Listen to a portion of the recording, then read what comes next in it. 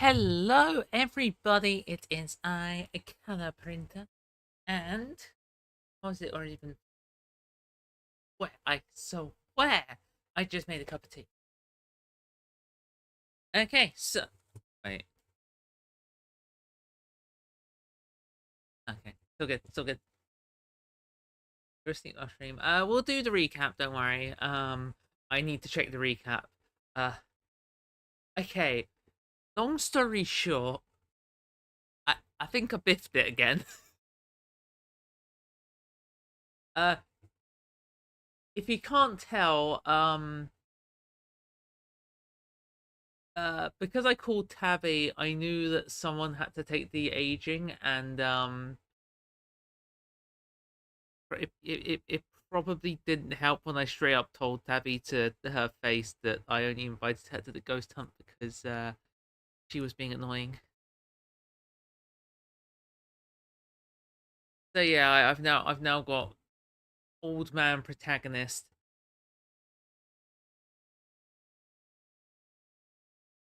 Uh, and Reese went away with cousin bonding time. Lol, rip. Sorry, you couldn't say emo boy. Rapidly aging 10 years. It was like, whoa, I did the checkup and Dr. Kelly said like 15 to 20. Which I might have changed or something, but I remember it being 10. I was being vague about it in stream, and then Dr. Kelly said like 20. I'm like, what? What do you mean 20?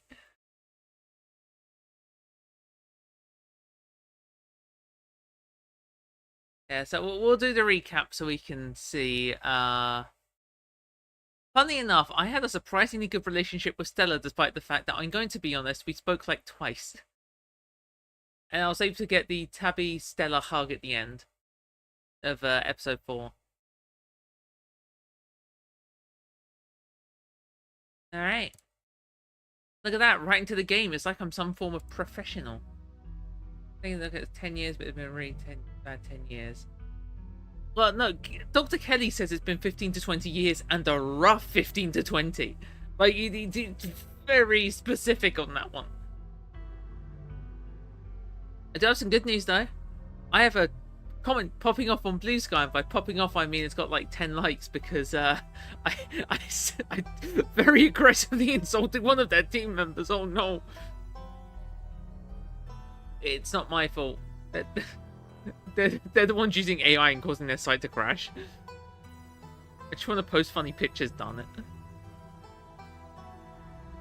Anyway, I got Blue Sky open on my computer because I actually went, oh yeah, I'm streaming. I should probably tell people. Replies.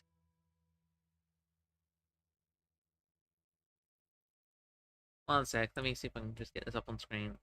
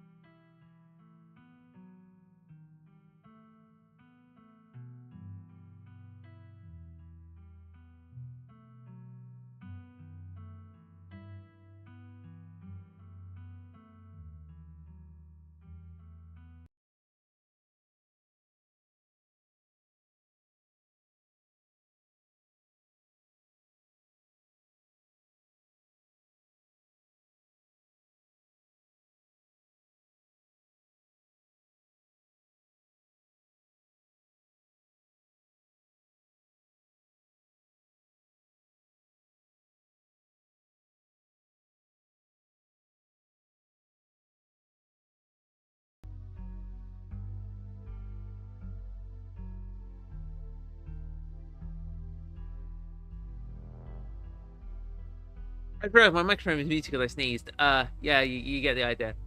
I've not been blocked yet though. You have played Sailor Princess. Yeah, I played Sailor Princess. I 100%ed the original release of Sailor Princess. I have not 100%ed the remaster though, or the pristine cut, which I could probably stream at some point.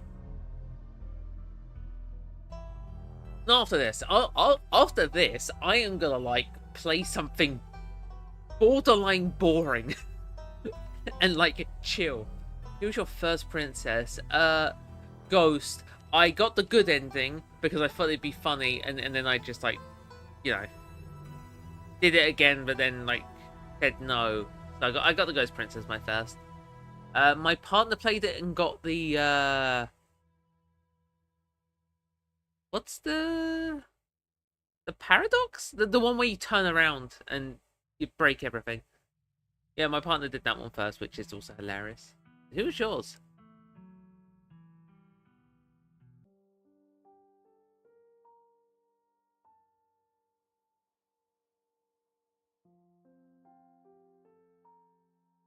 Romantic Haze Damsel, because Pretty Lady in the game told me this is a love story and I took that to heart. Hey. I mean, I took something to heart. My pristine blade into the princesses, but I understand. Oh, The Stranger. I knew it was something like that. I just couldn't remember it. I have not played that well. I was thinking after doing this, I might stream, what's it called, Mondially, and then maybe a whole Wolf Rush if I got time. Uh, they're kind of like those RPG Maker games where you just run around and talk to people and like solve puzzles and stuff, but I think I kind of need it. A whole Wolf Rush is a side-scroller shooter, which is really cool and also free, and I think everyone should play it. Like Undertale. Yeah, I'd say like Undertale, but there is no combat. Yeah, I'd also probably play a whole Wolf Rush. Get the all the secrets and stuff.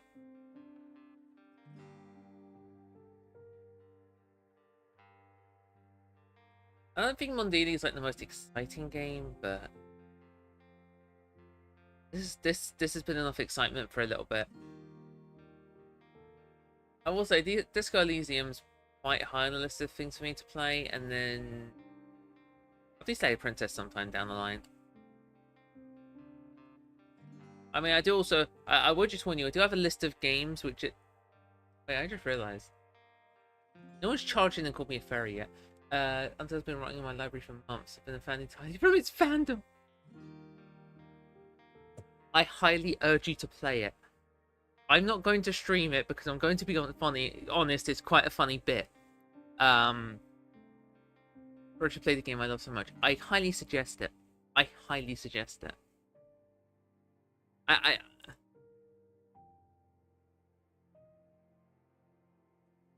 I don't know why, but I don't feel compelled to play Undertale on stream.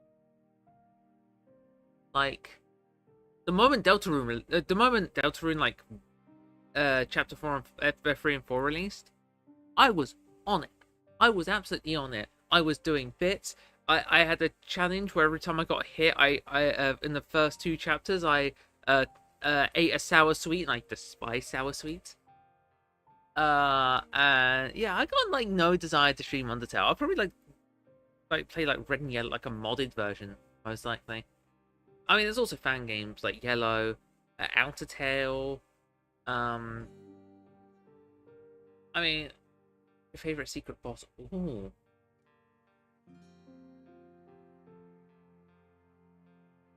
I like the thematic implications of Spam to Neo, and by that I mean Weird Route Spam to Neo. There's something just wholesome about Gerson. I like the Gerson boss fight. It's also the only one where I broke my rule about using items when I streamed, because I didn't use any items apart from any healing. No, I didn't use any items still, but it was like a no heal run because funny. It bit me in the ass, but it was funny. And yeah, no, Gerson was a good combatant, but I'm going to be honest, that gimmick messed me up. I'm not allowed to heal. There you are. You're not allowed to use items, you can heal.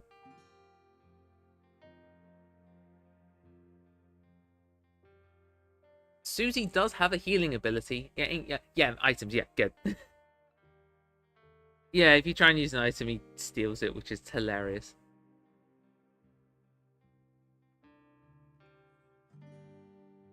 Yeah, I mean, one of the immediate drop everything and panic releases is the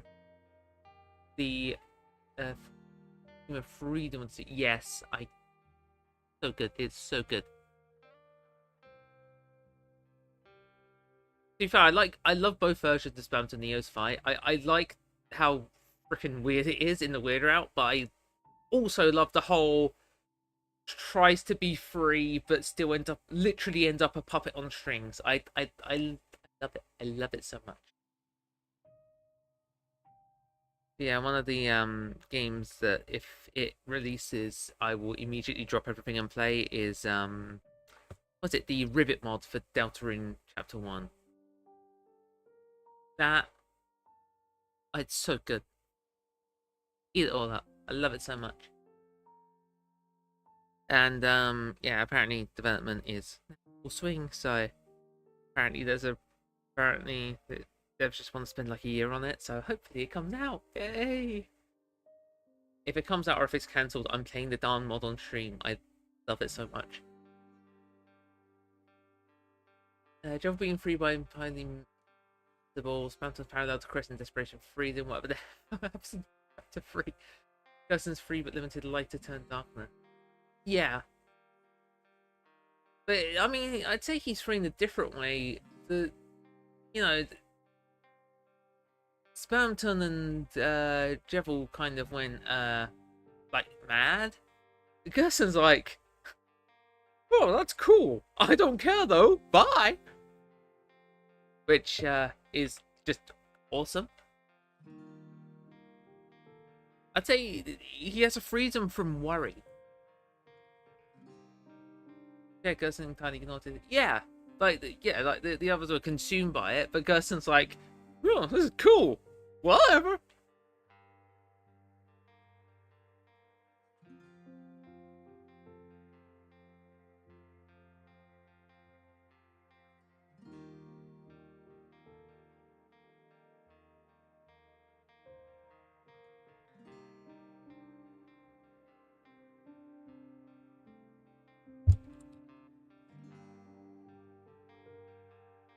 Sometimes she said it was just like that since the rest of the Neo suit. Phantom Man has been entirely his own. Okay. Something, Gaster, something.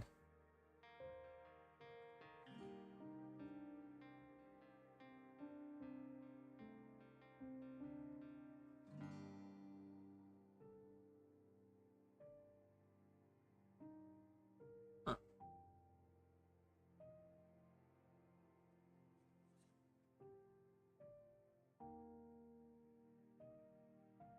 I was having a quick poke. I could finish Mondini in a stream. My goodness.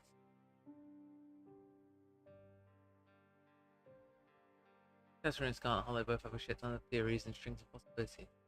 Strings of fate, baby! Strings of fate! All I gotta say about that, strings of fate. Or puppet strings. Both. The puppet strings are relevant in both.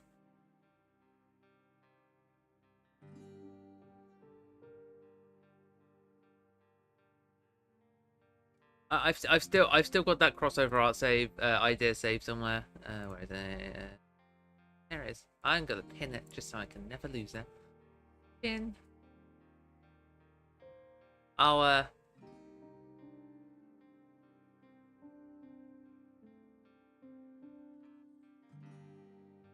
Alright, I'll screenshot that as well. I feel like Reese could have a dark crystal. I'll add that to the pile. I want to draw it next, but I have well, I gotta do stream art, and also I have something else that I want to draw next, which isn't a bad thing, to be honest. And I'll draw it next after those things. After the bits that I need to get done, I'll draw that crossover art, and I'll make sure to post it to Tumblr where you can see it. Alright. Let's get started before my tea cools. Yep, that's still hot. Kanaka wouldn't drive yesterday. I love so. Oh, nice! Oh, glad you like it too.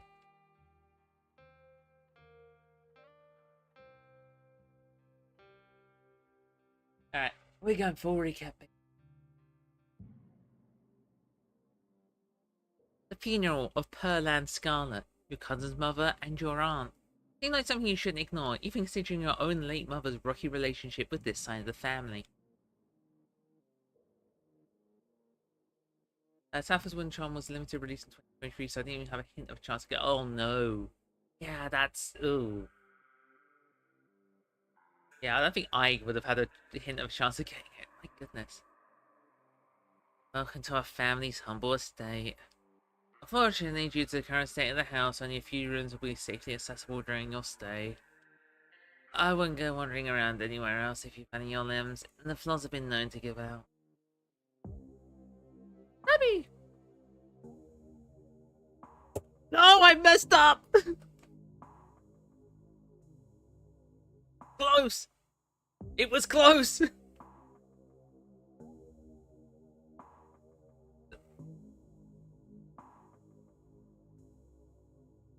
I think my problem was that I was metagaming when I should have been in character, and in character when I should have been metagaming. I think that's my problem. I think I biffed it when I didn't leave the house in episode 2. I think I can target that as a focal point of when I biffed it. Whatever. So what was it? I think there's three stages of forgetfulness. I'm on stage 1 because I didn't drink the tea and I'm mystical. So those are both. But yeah, I think if you either have a high relationship or 4 stages.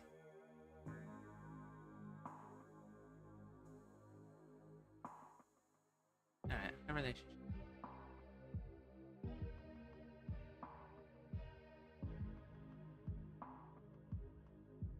Right, yeah, 4 stages, sorry.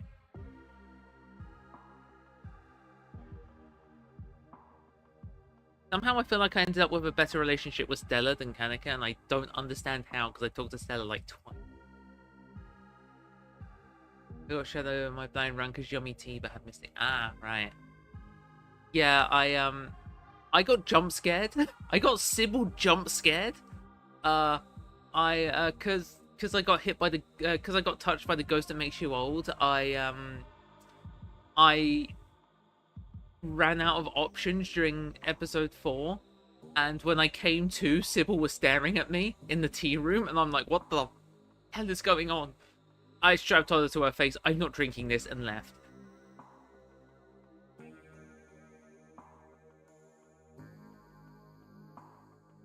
The country ambience clashes terribly with who has been eyeing you with some curiosity and dawning horror. Oh my god. I need like a record scratch button. I'm gonna make this sound like Shimigami Tensei. I was clearly trying to say it quietly, but of course she heard her. You're the only 2 people here. Then it emerges. An honest-to-God mountain lion. There's something horribly wrong with it.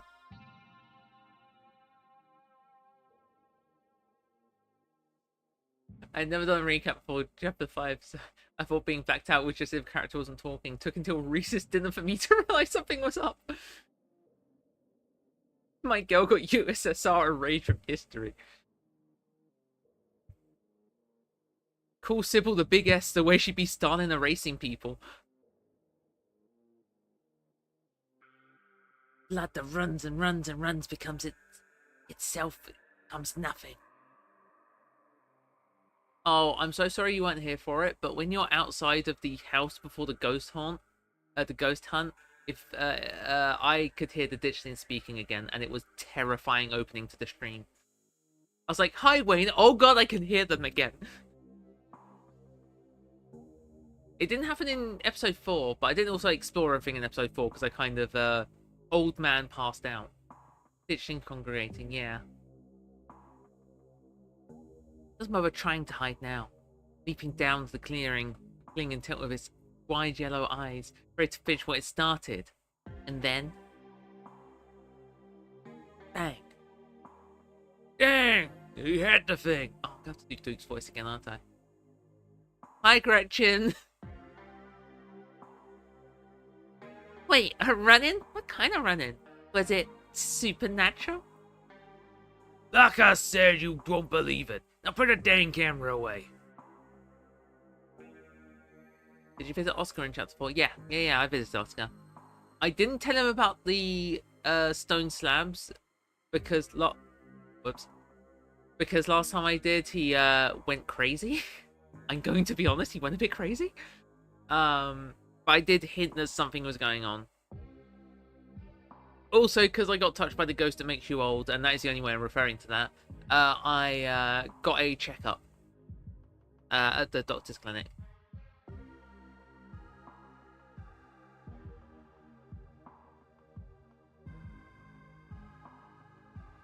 There's a warn button. I can warn Hales. Hi, Hales. I was going to message you. I was concerned that I didn't get my daily trolling.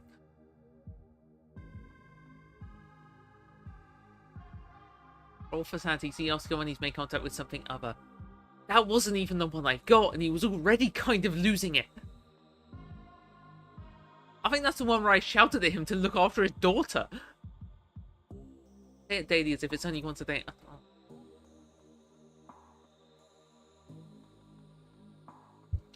I said this yesterday in someone's chat. By that someone I mean Monaco. I said, look, the being non-furry surrounded by furry things is a bit. I mean, at this point, I like straight up have a furry VTuber avatar ready to go. And then Monaco went, yeah, the one I made. And I'm like, yes. Thank you for making it. Oh, Overlord, who have blessed me with minimal power, because I'm a mod there, of course. The floor plans are all wrong. Oscar going shiny mean. Yes, that's the one. The floor plans are all wrong.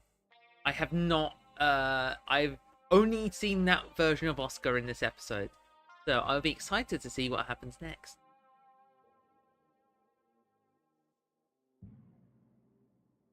Part of me wants to go to Stella, but I consider myself a furry. But if I was, I think I'd either be a doggy or a bunny or a shark because stereotypes. Nice. Yeah, I am. I'm in the club of mouse deer, alone, which is good because mouse deer are solitary creatures, so it kind of tracks. No one I've talked to has even heard of a mouse deer. It's great. It also sucks because I kind of have to commission any any mouse deer related merch or art. Well, I suppose I can be convinced to spare one. I'm in Duke's voice. Duke grapples with the thing as it grasps for a shotgun, pushing the barrel out of the way as it grasps for Bertie with oddly jointed limbs. Marcella stares in shocked silence as paused, watching the other creature attempt to wrestle Gretchen into the darkness, her desperate cry going unheeded. Belly staggers back, Shove having done little more to shift the thing's attention to you. It rears back its hind legs, mouth opening, whispered tones sliding out alongside something sharp and unnatural. Is a mouse deer a mouse or a deer? I think it's more of a mouse. But I am also quite happy with just any kind of deer. If Hels is still here, she can attest to this. I have a fireplace, and it's all reindeer. Like, I have some pictures from when I went to Brighton. I've got a picture of my mum's cats. I have an aluminium plate that I made myself of one of my favourite arts that I've ever drawn. And the rest of it is all deer related. All reindeer related, because any other deer is not very marketable, so I can't find anything on them. It's all reindeer. I don't mind reindeer, but my goodness, it's all reindeer. Gretchen! You both turn just in time to see Gretchen's leash disappearing into the underbrush. Her yelps grow distant as she's dragged away. Your cousin reaches for the headlights. Peter, welcome home. You're finally where you're meant to be. The figure steps out of the lights, disappearing back into the darkness of the woods. What is your opinions on Noel holiday? I'm doing the pose. Can't see me? Absolute cinema. 10 out of 10. No notes. What, you mean in general, or just like as a manipulatable thing?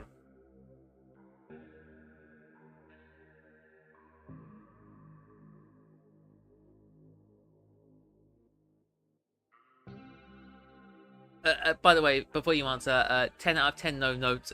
Either version of Noel. Uh, either version. I'm not saying because I like someone who's easily manipulatable. I'm saying because, dang, that's horrifying. Nice.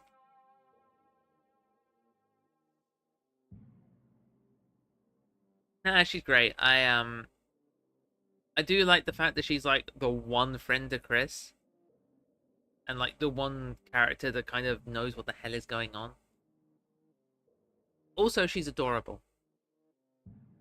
Also, I can't wait to do absolutely terrible things involving her in chapter 5. Because apparently that's meant to be a big one. Sam or a Farm Wayne when he has to win against anyone other than one ditchling.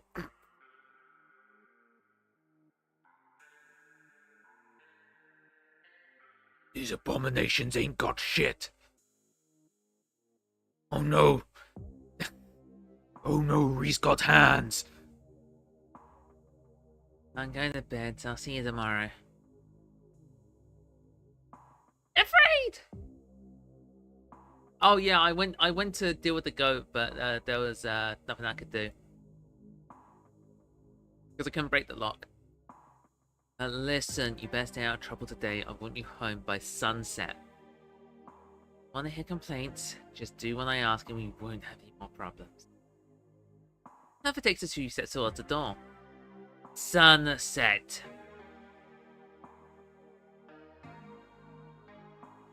Dustin will ascend to godhood and kill Wayne Trust. Yeah. We get the chance to decide whether or not to answer it open. Oh, I'm sorry. I hope I didn't scare you. My name is Sybil. I'm just a family friend. I thought I should stop by and check in on you. Alright, I did explicitly mention to Oliver... Oliver? I had some things I was writing down about that involved Oliver Twist. Oscar, Sybil is sus. Sybil is so freaking suspicious.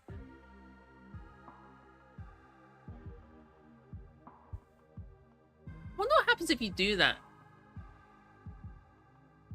I wonder if what happens if you plant that. Well, I mean, we'll see what happens if you do it and don't take the tea. But if you take the tea, what happens? The words of Enoch Scarlet: manipulative hag. Just don't make yourself a burden. Alright, I have a lot to do today. A friend of mine's been missing for over a week now, and nobody around here seems to give two shits about it. Maybe because everyone else is too cowardly to ask questions about the person who saw him last. His name is Sam Wayne, and he's like getting real close to your cousin. The young miner anxiously glances over his shoulder. Damn it, if anyone asks, we never talk. Scarlet? I am the only person in this town who truly cares about your safety. Don't forget that.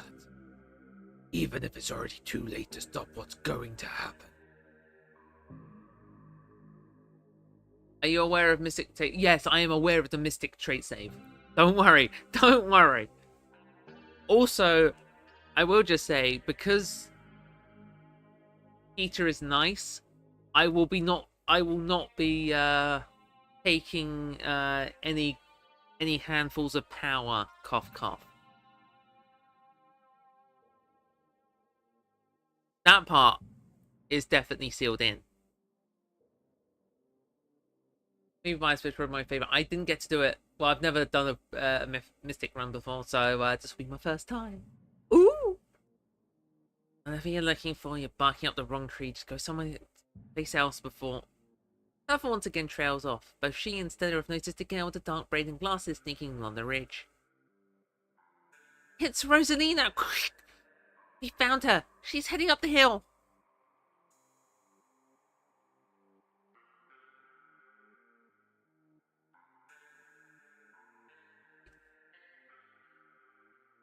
Great, I'm reading it. People need to write Tabitha X read the fanfic that doesn't have incest.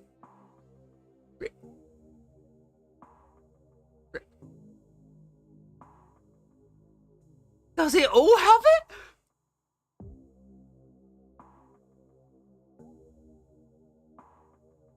How the game even gives you a bit of an in?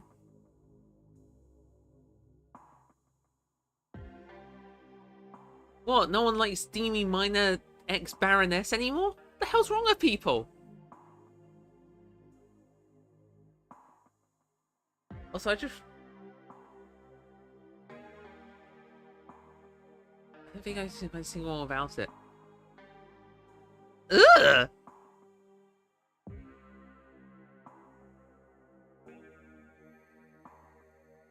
It means to make a minor OC just shit with Tabby. Look, it's fine as long as the minor ends up being shoved in a cell and having some entity take him over. Then it's totally fine. When in, does Stella have no sense of self-preservation?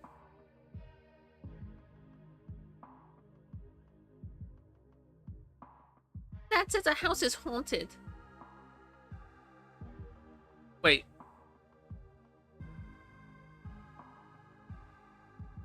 Wait, why was Kanika straight up gone in that one?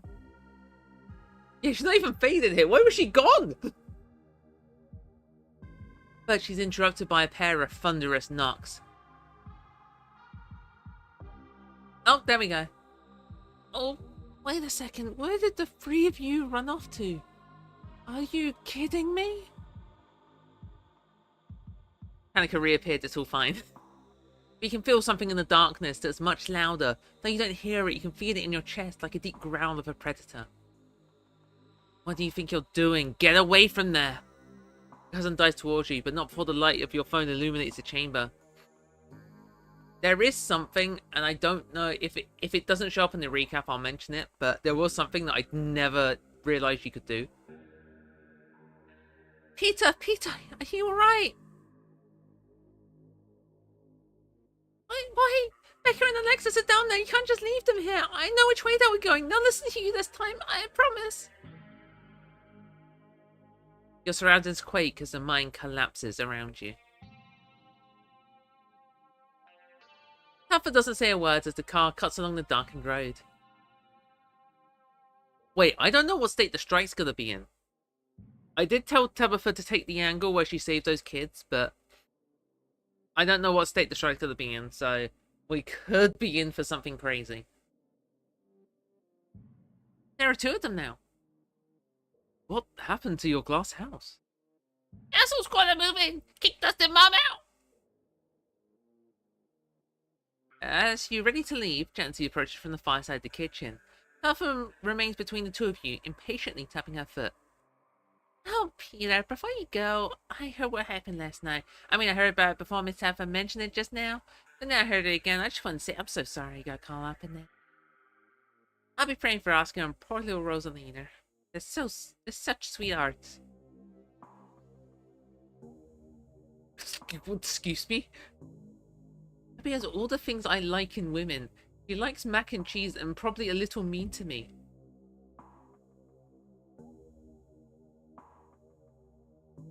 Don't even mention the ice cream? Oh, what's wrong with you? I wonder how the strike's going to affect future chapters, especially a strong one. Can't you cause a riot? Like, I've not seen the strike get too big because I've always kind of had an upper hand in it, but how did I forget the ice cream?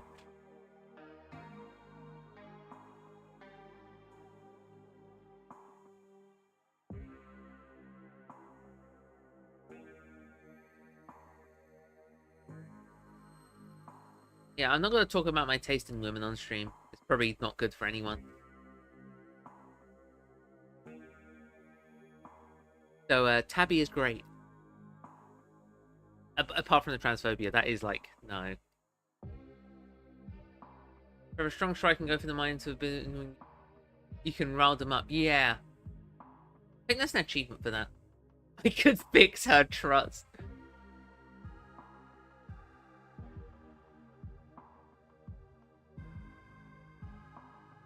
Gonna happen to nicer people.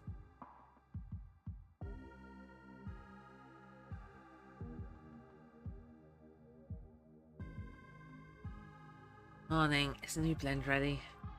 Of course. Wait a second. Getting concerned now.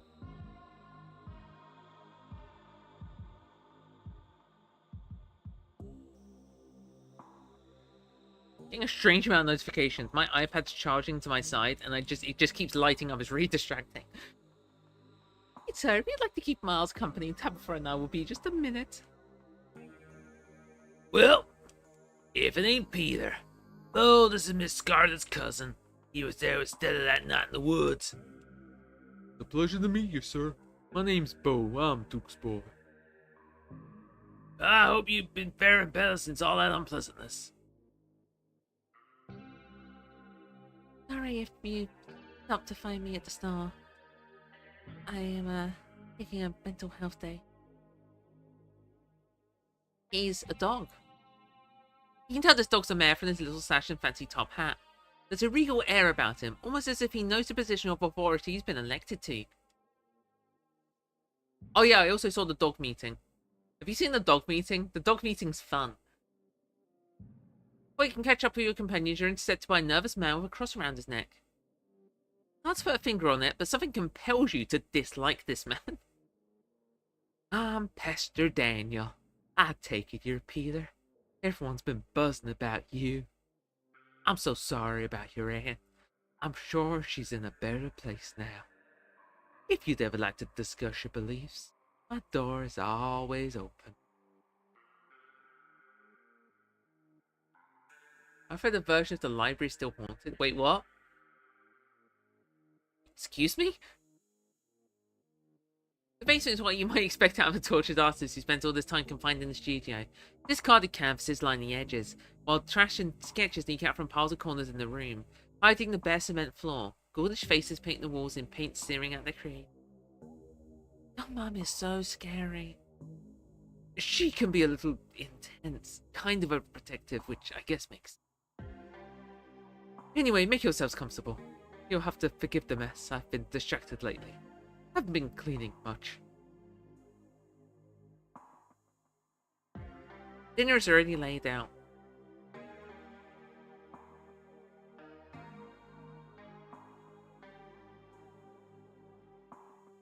Why are the chairs invisible? God damn, Kanika and Stella have some ridiculous core. My goodness. Library still haunted. In chapter 4, on the way to Oscar's new place, you find bits of being cornered by a ditch thing before the militia comes and kills it. Oh wow.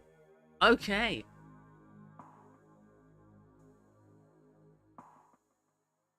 Dinner's already laid out. Spaghetti rolls, spaghetti, a light salad. Anxiously picks at her food. Stella is nervously talkative, and Reese is suddenly quite intense. His shoulders tight as his mother perches on the chair next to his. Dr. Kelly's eyes all of you with a sharp, fierce gaze.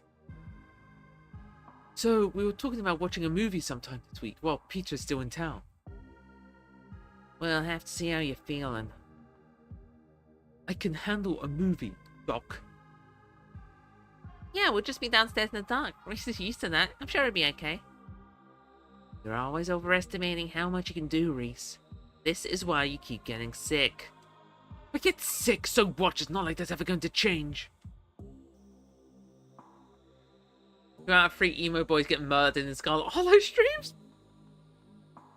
To be fair, I did try and beat his ass in the last playthrough. It just didn't work. I'm sick every day, and it's not like it's getting better. I don't want to spend the last few miserable years of my life holed up in this basement alone, just because seeing my friends has been deemed too strenuous. I'm an adult, for God's sake. I can't believe I have to ask for permission from my mom just to have friends at... He stops mid-sentence, wincing in pain and wrapping himself in his arms. Don't say things like that. I'm sure I'm doing everything I can to try and fix... Silence as Dr. Kelly's eyes shoot open. You have done a wild slip with 3 Reese. The last playthrough, I haven't done I haven't done the hot save, but I have, last run through, he killed Dr. Kelly and just kind of left. and then, like, never showed up again. Reese? Reese abruptly pulls himself from the table and leaves.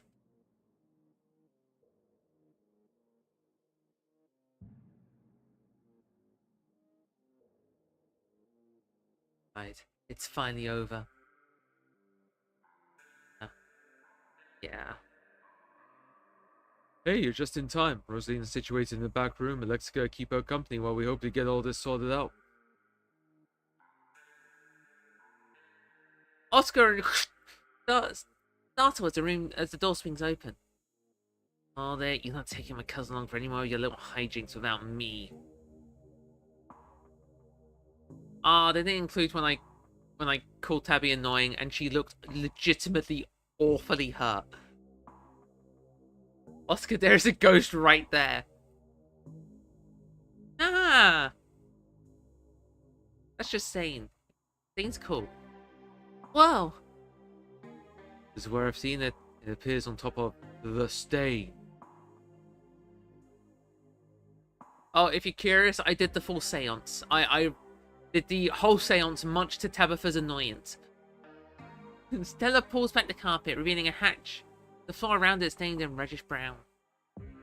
I'm going for it. Wait, do you hear music? Movement stir as a figure cloaked in shadow rises to attention. Stella? There you are. I found you sooner, but the resident clearly doesn't want me here. It doesn't seem to have the same issue with these miserable little parasites. Bottom feeders always manage to slip through the cracks, don't they?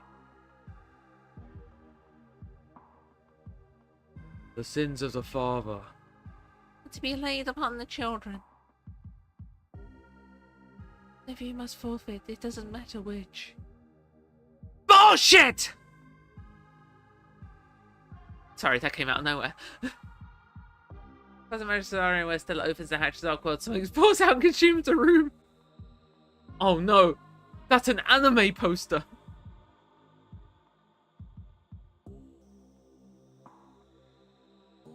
Hope I didn't come too late. It wants something, doesn't it? And I think I know which of you should volunteer. You must be joking. You take a step towards the light. Sybil is right here. Please, don't do this. You wordlessly step into the spotlight. I'm old!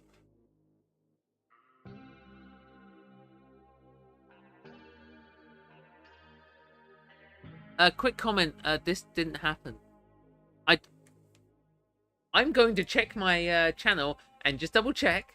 I don't think this scene happened. I don't think I talked to Stella after the,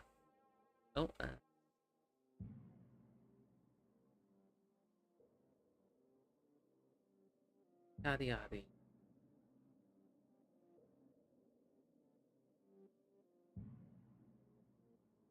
Just very quickly skipping through. I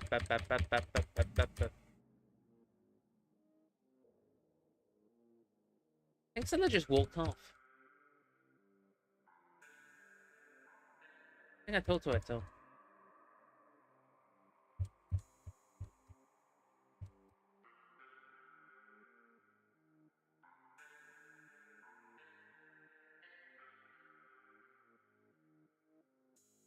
Actually, I have the exact line.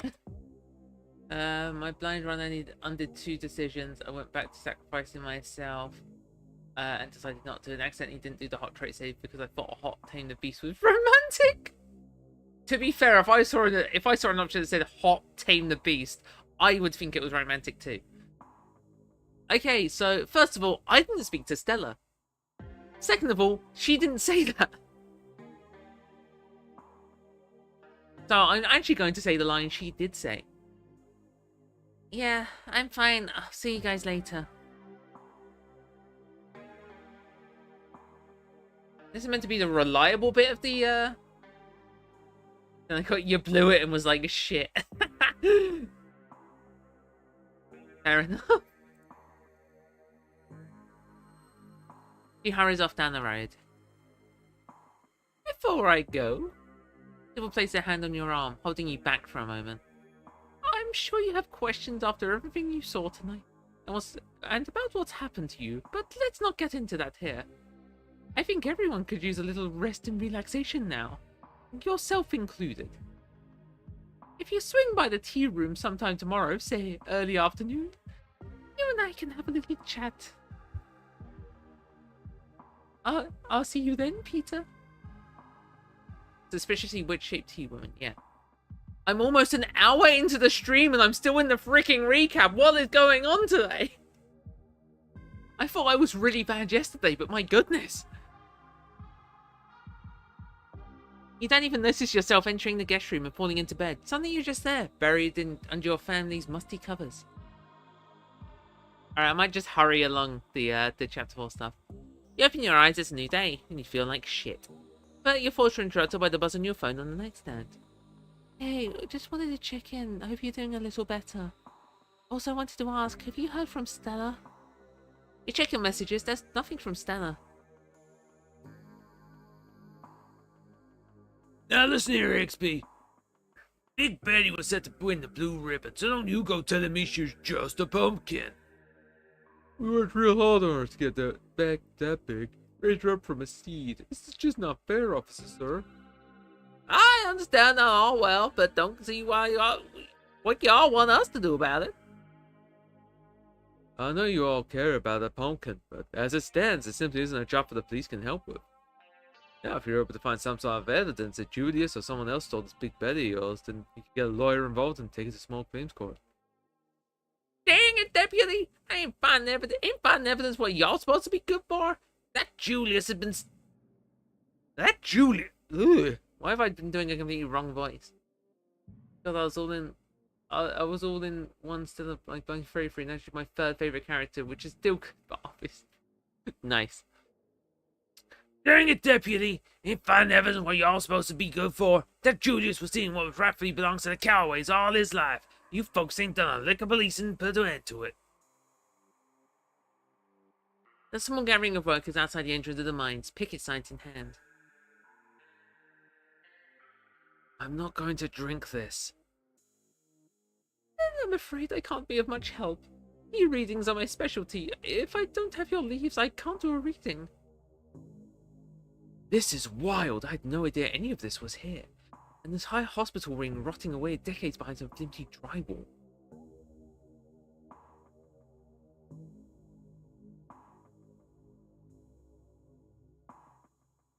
I had to get Tabby to call Sybil a room early in chapter 3. Wait, I did that early? I think I got that again. I don't know. I'm sorry, I don't know how I got Tabby to call early. I cannot tell you. I'm so sorry.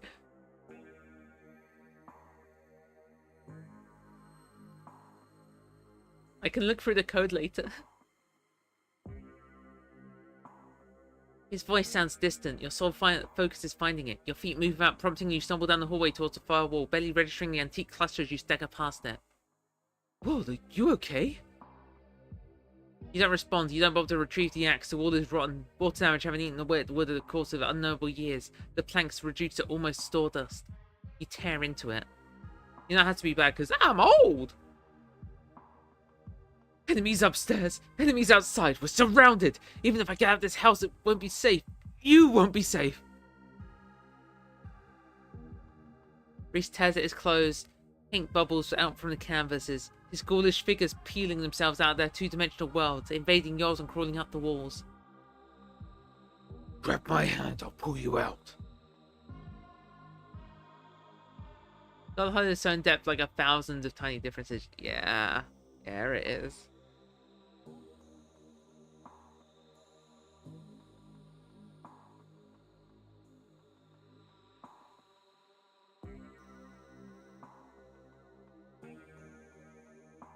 Leave us alone. Dr. Kelly opens the door. Two of you stare out of the hallway. We might see content that might get me demonetized. Not like I get monetized anyway, but you know.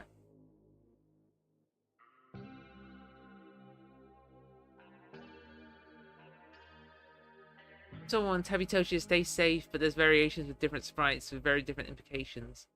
Oh wow. Yeah, I will. Was it in episode 3? I did kind of say that I was just going. I just invited Tabby because she was being annoying, because it tells you the basic. It gives you an indication on the basic relationship with Tabitha and Kanika, and those are the two I wanted. Yeah, Tabitha looked real hurt, and Kanika didn't sound pissed off at me, so that was nice. This is what you were so afraid of? And all the tranquilizers. This is our shot. While Dr. Kelly can fire, different shot rings out. Reese's body's thrown to the wall. Cousin bonding time. Yay!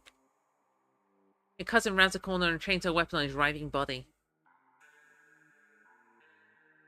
Your cousin pours gasoline over his body. Then she lights a match.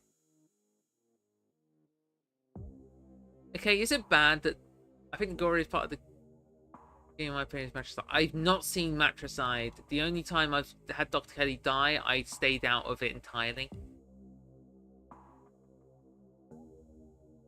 Do you know what's really funny?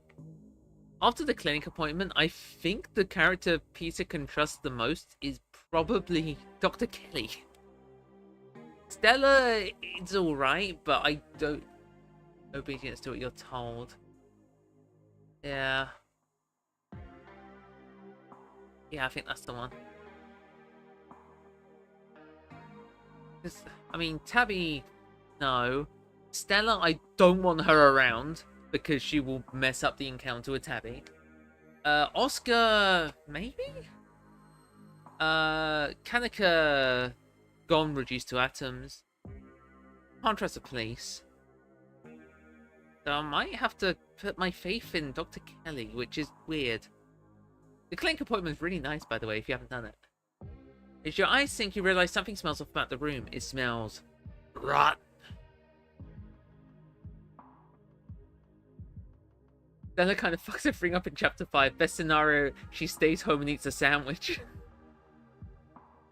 Yeah, having her around is like I haven't grabbed her, but as far as I'm aware, having her around in any capacity just ruined everything. You jolt awake as the door creaks. Don't look so frightened. I was just going to say good night. To give you a word of advice. Tabitha won't be around tomorrow. Too busy at the mines. Forbidden places won't be forbidden without her to stop you. Might be surprised at what you find. Till then, well. What's my friend do the clinic because didn't see he was romancing the dog. Yeah, I didn't do romance, but no, it's it was good. Kind of, you can get her to open up. I will be honest, I did do the line that said, "I'm going to be honest, you scare me," and that kind of, I think that helped a lot on my end, not on hers. As you close your eyes, your exhausted body succumbing to sleep almost instantly. Drift off, you think of Reese and the way his mangled but still living body writhed in the funeral pyre. And then, think of nothing. Time to continue your journey. A lonely piano refrain echoes through your head as you sleep. It feels like it goes on forever, clumsy and uncertain of itself, stopping and starting at random. As your dreams start to fade, you realize the music following you to the waking world, continuing even as your mind re-solidifies and banishes the last few remnants of dreams. When it finally stops, you're startled by sudden silence. Human! Human, wake up! You slowly come to, roused by the voice of your small possum friend. You feel strangely cold and uncomfortable, your muscles stiff and achy, your head still cloudy with sleep. I wonder if Wayne knows how to play the piano from a previous vessel, or maybe Sam Wayne and mine knew. Just so many unknowns around quote-unquote Wayne that we'll ever find anything out. I mean, it's not the only time the piano plays, so maybe we will. Your vision comes into focus. See? Human not dead. Okay. No easy breakfast for Dustin. Dustin, Mom. Dustin stands on your chest, his beady black eyes staring down at yours. Dustin Mum is hovering a healthy distance away. You are not in your bedroom.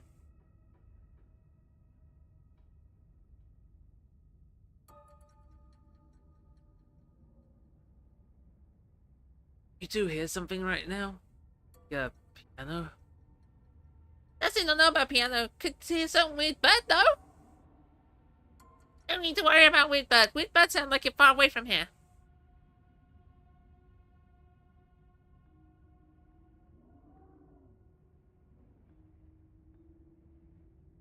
Dustin, my wonderful little friend. I love waking up to your face. Human has been kind to Dustin, so Dustin worried when human get tracked away. Dustin, Mom also worried for human. No human went visit asshole Scarlet. It's okay, glass house begin to Scarlet. Asshole Scarlet too powerful, even for human. But it's the thought that count. Dustin and Dustin Mom tried to help human too. When everyone come to take you, but scary human not afraid of small creature like us. Traitorous Marsupial is still one of the funniest lines in the game to me.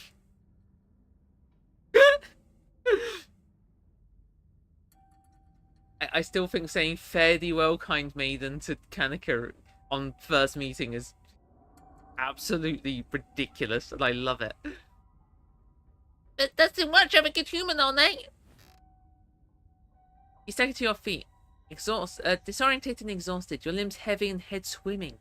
You stumble slightly, swaying as you try and keep your balance in the oddly tilted room, Dustin clinging to your shirt with his tiny claws. So this is the Forbidden Wing. And Wayne dragged you here in your sleep. You ever trust the safety of your bed again? There's two doors out of this barren room. One is a normal doorway leading what you assume to be a hallway. The other is a door that must have been once hidden, though in the ruined state of the wallpaper has robbed it of its scenery. You groggily pat your legs before realizing you're still in your evening attire. Whatever brought you here wasn't thoughtful enough to bring you a phone from the nightstand. Do either of you know how to get back to my room? Very easy. Holes everywhere. Dustin house. She got squeeze between walls. Human too big to squeeze between walls, Dustin. Humans gotta go human-sized way.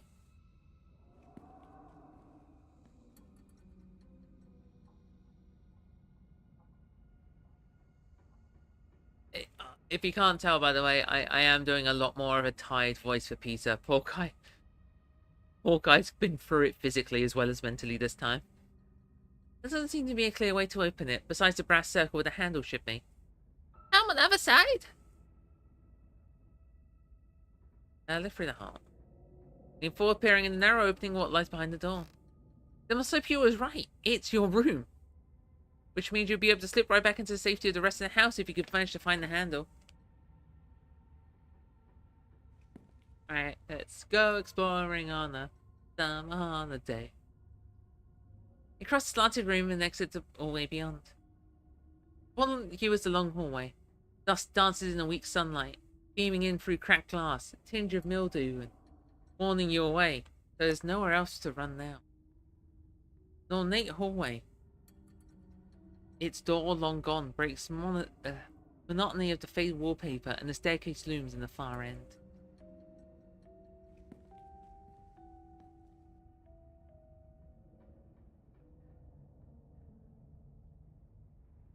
You make your way to a large set of double doors in the middle of the hallway. You hear the light click of claws on hardwood as Dustin's mum toddles through the safe distance behind you. Seems like some kind of entertainment room. That's what you'd expect out of a frankly rich people who wanted to show off. The stench of mildew is strong here. Your already weakened lungs are aching from the strain of breathing in such toxic air. You see why Taffer doesn't want you exploring these rooms. There's a large painting on the far wall of the room. From a distance, it looks like it might depict the town. Dustin almost never come in here. All open space. Too scary. But room behind wall is good hiding place. Dustin hide there sometimes.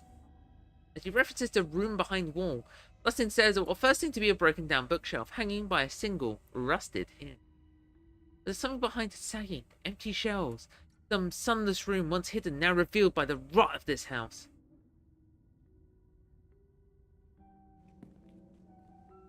Dustin no get. Always making mark on our cloth. There's no cloth for eating. We get the idea on that one specific guy. I just wanted to make sure I don't know, pass some check just in case.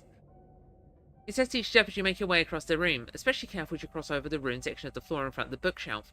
You can hear Dustin's mum hurrying behind you. We go dark room now. Good open, big open space bad. Vulnerable to attack. Space is dark. Its features barely illuminated by the faint light trickling in through the myriad of cracks and holes in the walls. The wallpaper, a deep exquisite red, adds to a blood-like glow to the dimness. Its walls are lined with an ornate display cabinet. Some empty, some still presenting their antique treasures. Nestled between the cabinets, a single tall bookshelf remains standing, its occupants dusty but mostly still intact. But all these are ornamental details. Your focus is drawn to an expensive-looking antique desk in the center of the room. Good place to take a nap. Let's take a look. Let's take a look. Open the shop drawer. It contains old-timey letter-writing materials, complete with fancy dagger-shaped letter opener and a wax stamping kit embedded with the initials ES. You can't help but notice that the wax has been nibbled. Red stuff stuck to Dustin's teeth. Tastes good though. Underneath you find a pile of crumbling financial documents. Scrawled in neat cursive in every spot that needs a signature is named Enoch Scarlet. This must be his desk, meaning that it's also his study. At the very bottom of the drawer, you're surprised to find a face you recognize staring back up at you. An antique photograph of a young man, his blonde hair nearly white against a dark sepia background. It's Teddy. He looks almost exactly the same as he did in your vision. Almost. There's a carefree look in his eye that seemed to have faded by the time he found his way to that hospital bed.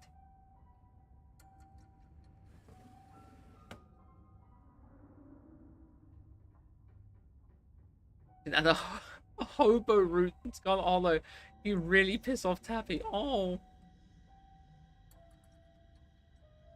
I mean, in that case, she's only putting up with you because of, you know. The bottom drawer jams you attempt to pry it open, but you've seen, like, after all these years, the lock on it still holds. If only you had a little more strength, but your strength is Charlie's now, isn't it? Dustin disappears from your shoulder and under the desk. Oh! Talk to animals coming in clutch, baby! Wholesome non-prison related reasons, I'm sure. She just really loves family.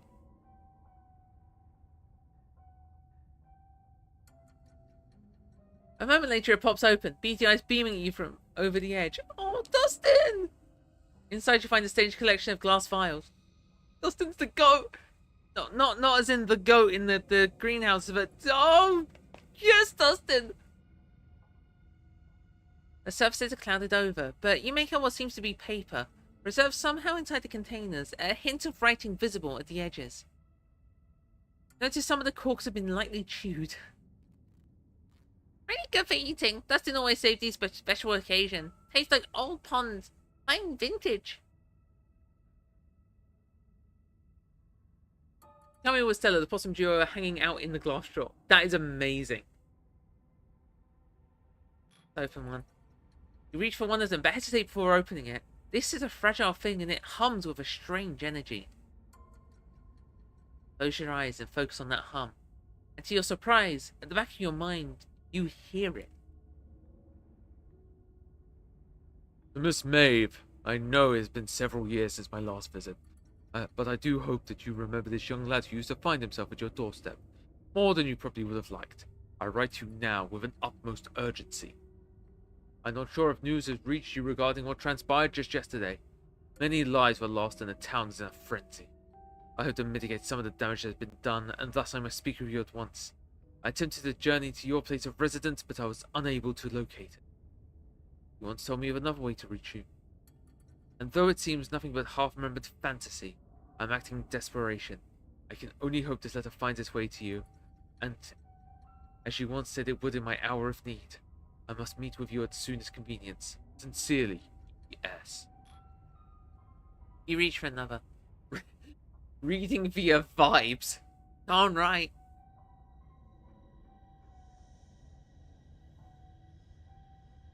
As for Zenith, Vesina, Trouble with tea. Your presence is requested at once. Another. Basina, I know what you tried. Do not appreciate the attempt to subterfuge. I thought we both knew what was at stake here. The boy has been dealt with. Expect me this evening for an in-person discussion. Some of these letters are addressed to Miss Maeve and some to Verena. All assigned ES. You have to assume these are from Enoch. Many seem unimportant. Just listing a time and a place. You assume meetings between Enoch and whoever this Verena person may have been. Good nest.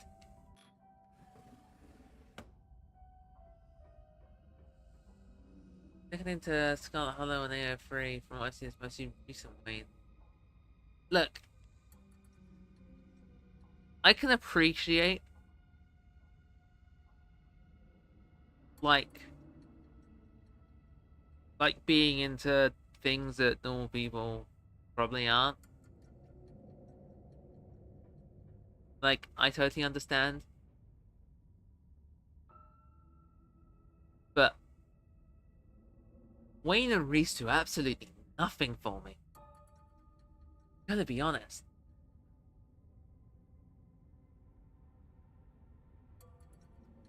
I'll probably go for Oscar first, and I'm gonna be honest. Not exactly the kind of guy I go for.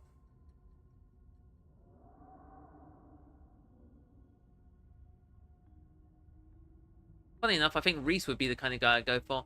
And I'm gonna be honest, he does nothing for me. Alright, let's step away.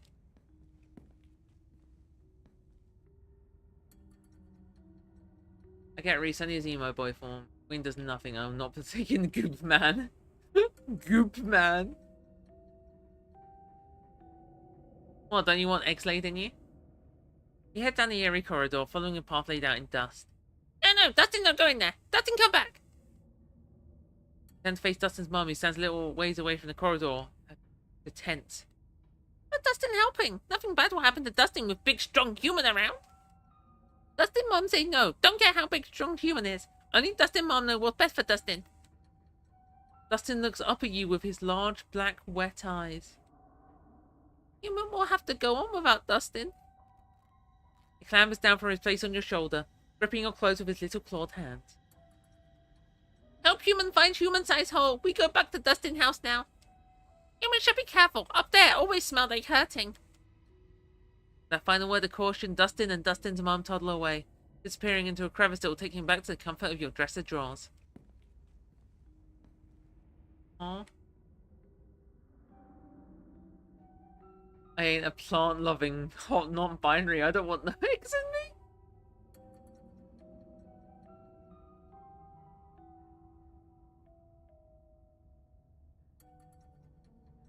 I don't think I'll ever forget that interaction with Avery. I don't think I will ever forget.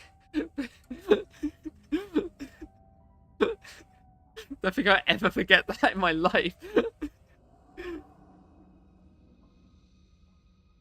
As a person who was like beyond reasonable help. Jeez.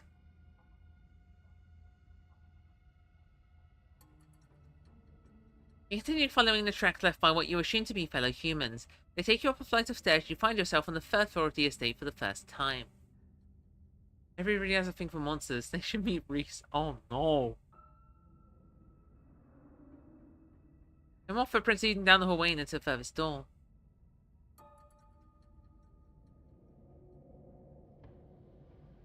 You do your best to shove the boxes out of the way. They feel packed full of lead. You can practically hear your shoulders and hips creaking as the straining of the effort. But try as you might, you can only push them about an inch. Then they seem to cement themselves in place, and you find yourself gasping for breath after another few desperate pushes. At least you know the handle can't be in there. No one has been in that room for some time. It's not worth the strain.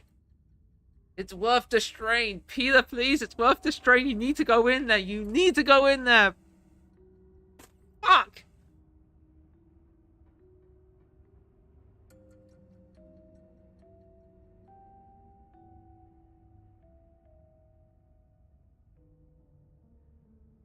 I think they treat children's books. Isn't that the room that...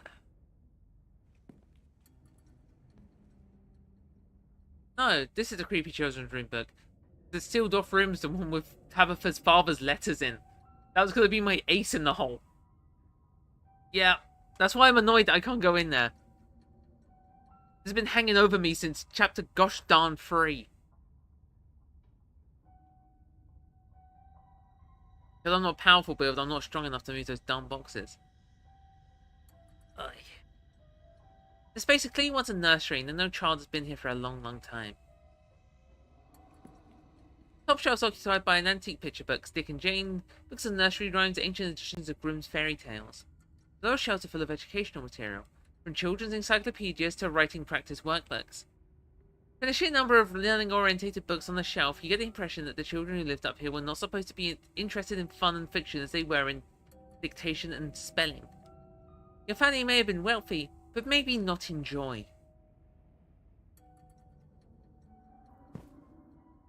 You leaf through a few of the practice workbooks, gently turning the crumbling pages. I wonder if Cursed Powerful Build can move. I believe the stipulation is simply you're cursed and you do not have powerful build. I think Cursed Powerful Build still has the strength to do it, and not being cursed, you're an adult, you can just do it. Reasons Mummy should take me and Maribel to the zoo. We have been good girls and have not cried for a whole week. Maribel says elephants are so big and I would like to see one. I think the wood would be funny and Mum would have a good time. All assigned with carefully scrawled signatures of Alexandra Scarlet. You flip through the rest of the book, your eyes unfocused as many practice sentences and letter copying pages flash by, but something near the back gives you pause. A section that starts with the prompt, "Today I," Alexandra continues with, "Talk to the boy in the wall." You make your way back to the hallway. You're not allowed to investigate the boy in the wall any further. You carefully approach a window at the far end of the hall. That sure is a cliff. Nothing below the window but the tops of distant trees, the ground having crumbled away. The only thing stopping you from plummeting to your death is the straining foundation that still somehow holds this place together. At least for now. Continue following the trail of footprints, approaching the furthest room down the hall. The door clearly meant to be hidden, but it's been left open.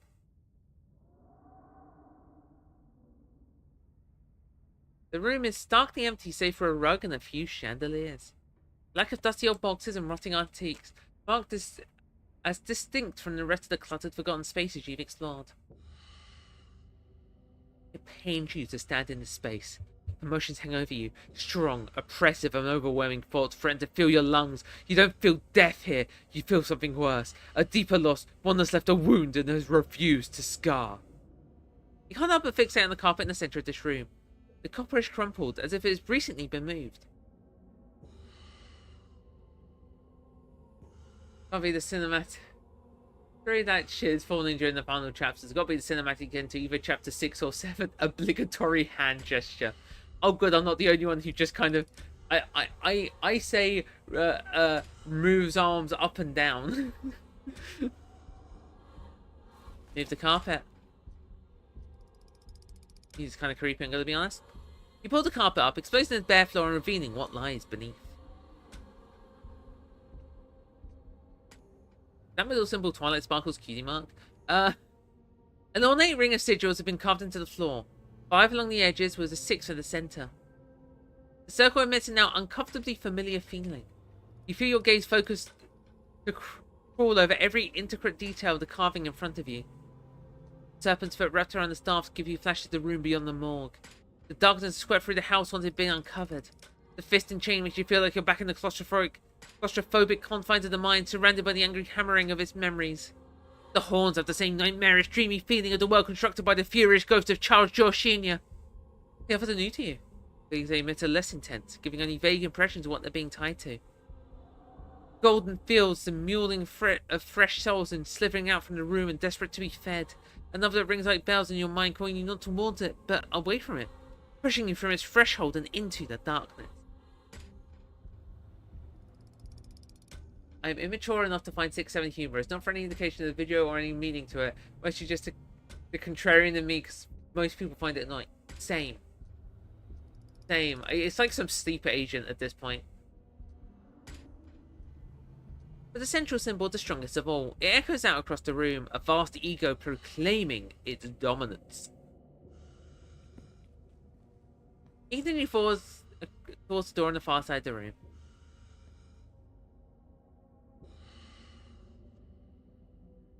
You exit into a short hallway. There are stairs here, leading back down to the lower floors, but there's also another door. It's hanging ajar, many locks and deadbolts along its edge glimmering in the weak morning light. The door frame itself is gouged and splintered, evidence of some desperate creature trying to save itself from the room beyond, time and time again. You step forward. This was a prison cell. Everything about this place reeks of neglected humanity. The walls covered in scratches, legible words mixed in with the knots of the desperate crawling. The one window set high in the far wall is fitted with a thick pane of glass, as if the iron bars just beyond it wouldn't be able to hold the imprisoned. Oh yeah, that middle one's probably the distinct basement or whatever. Huh. Hey, quick question. Do you think I should follow the piano chip playing, or do you think that's a waste of time? I already know Wayne's the one who took me here. Can't help but notice that the doll from the closet sits watching you from the bed, one eyelid drooping. It has an extra layer of menace to the already deeply unsettling room. The pain radiating from these walls howls through your mind. Whatever lived here, it lived in constant torment. Perhaps slaying the princess would do her a favor. But the etchings on the wall are more than just evidence of suffering that went on here. Whatever was trapped in these walls was trying to send a message to you or anyone who might have happened across it. Your eyes are drawn to the massive, almost letters. You dug into the brick as this cell's prisoner could manage, highlighting whatever pigments were available.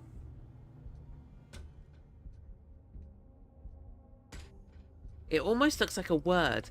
No, none of the lines meet up, causing you to constantly doubt whether it's letters at all, or just lines that fool the eye into imagining shapes that aren't there. Stomach clenches with nausea as you run your eyes through the deep furrows of the wall. Whatever was in here wanted those words to be known, so you do your best to store them away, trying to burn the image of them into your mind, carved deep into the wall, bloody against a filthy brick. And then one final detail grabs you, a metallic glint from the filthy bare mattress. A doorknob.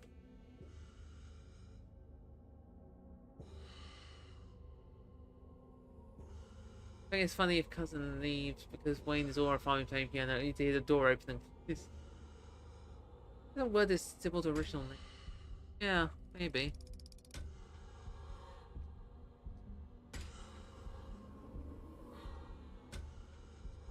This is what you've been looking for. Is it left here for you? Look at the doll. Sure, they pick up the doll from its bed. Its footprint reads, "Property of Alexandra." Nothing, okay. I was expecting something to happen then. As you take it, the sound wraps around you. Music. Tinkling of piano keys played by a clumsy hand.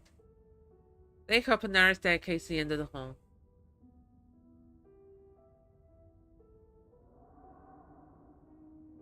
Is there a reason for me to talk to Wayne?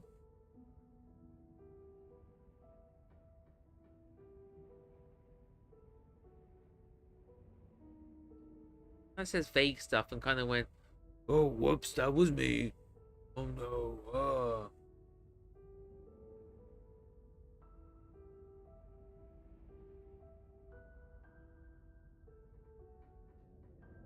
You sing for the Phantom?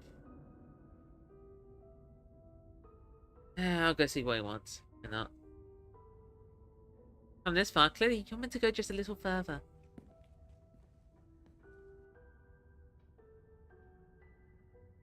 Me, when the latest releases of two of my favourite games both feature a character playing piano. Oh, you persist and since says like you you persist and descend deeper into the bowels of Scarlet state, echoing piano being your only company. Sure enough, you see light again, sun creeping in through the edge of the nearly hidden door. You're at another long corridor. Its high ceilings and tall windows are almost disorientating as you step out from the camp gloomy stairwell. The music echoes mournfully in a vast space. a chorus of wind adding to a melancholic harmony as it whips from the overgrown country yard outside. You found your way to the first floor, but you've yet to confront your guide. That's what we started, baby. The musician plays on as you move cautiously through the dark. Slope now so dramatic it feels like walking downhill. Jagged remains of the floors just jutting out like splintered trees. The flow of notes finally stops as you reach an open doorway to what was once a music room. Wayne stands from the bench of the battered grand piano, turning to face you. So now you've seen it, Peter. He makes his way down the tilted floor towards you. A breeze passes by him, carrying a smell from the wound that is his body. I hope you enjoyed the show. He stops just a few paces away. I trust you understand the implications for everything you've seen. Be careful, put your faith in the wrong people. Things could go very, very wrong for you.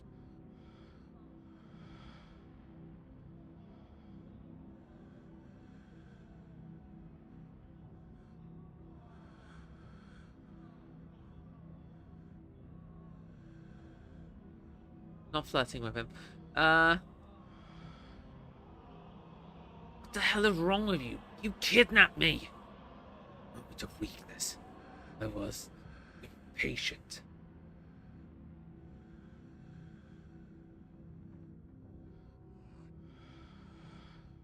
Never again, you hear me. I'll do what needs to be done when it needs doing, Pete. You're in no position to make the mark.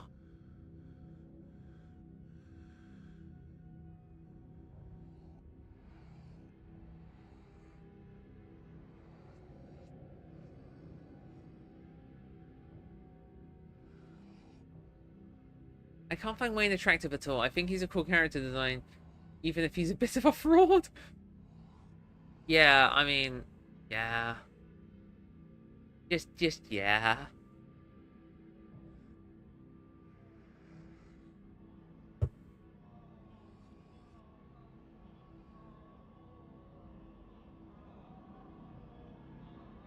Should I care about any of this?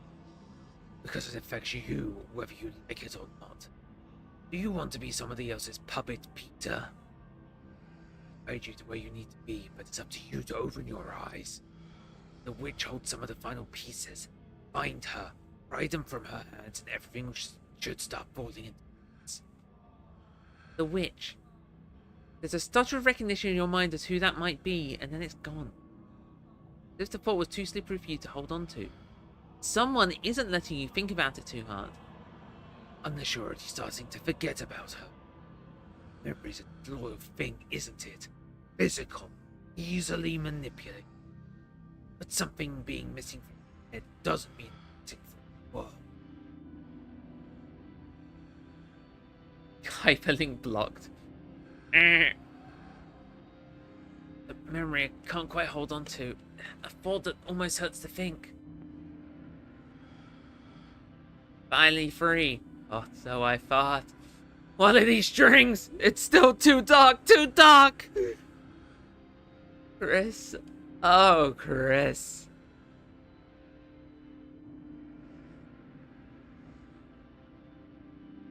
Keep it in the back of your mind. Try not to let it hurt too much, but don't let her take it from you either. You'll remember when too.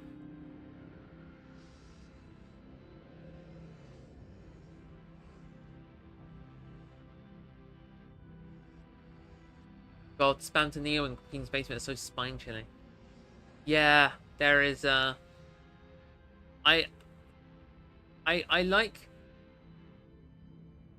like both versions of Spam to Neo, but there is something very much more horror-centric, like existential horror-centric of, like, the normal route version.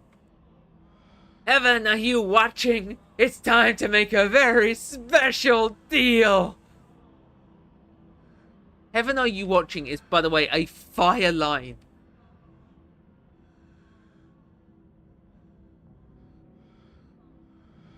Phantom getting his wings cut is way scarier than getting snow. You don't see what happens to him when he gets snow-graved. You see his lifeless body drop.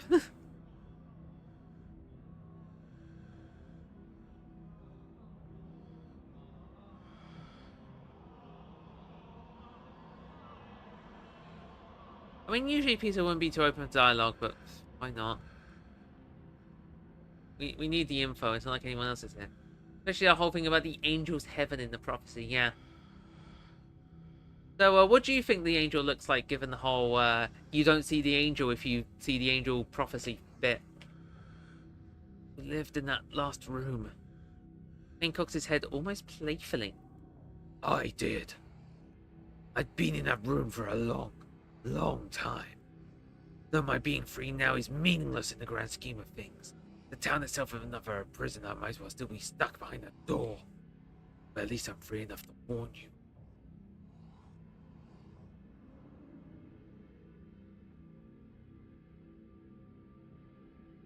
Phrase scrawled on that wall.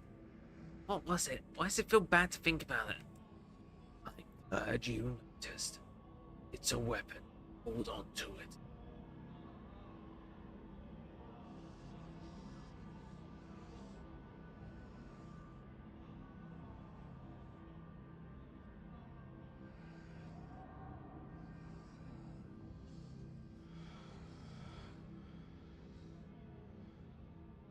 I've always been the theory that the angel is a player or something mental like that. A big part of Deltarune is the realness of darkness versus lightness. We're all meant to think the lightness are more real alive than the darkness. Yeah. I mean, given the comments that apparently Self-voicing. Shut up. Self-voicing disabled. Apparently, apparently,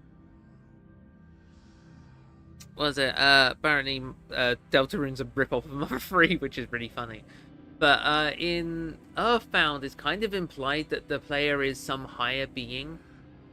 Or, like, yeah, the player is some kind of higher being. Yeah, I can totally see that angle.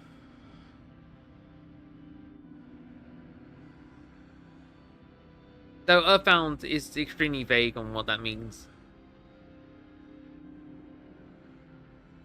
That's why it's only been dark. Yeah, the segregation of the light world and the dark world.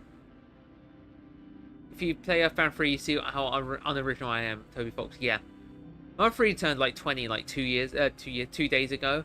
I have been a fan of Mother 3 for 18 years, which is terrifying. I found out about it like 2 months after the English, unofficial English patch dropped. Like, it's ridiculous.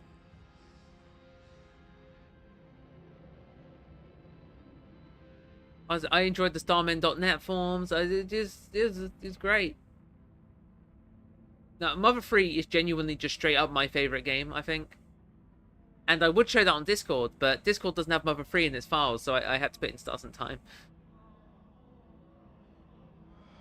You had the idea that the theory that Rousing friend the darkness born by concept or ideas. No, I haven't.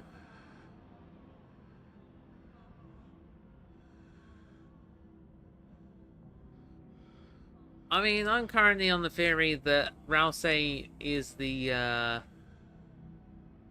maybe the pair of horns that, Chris used to wear.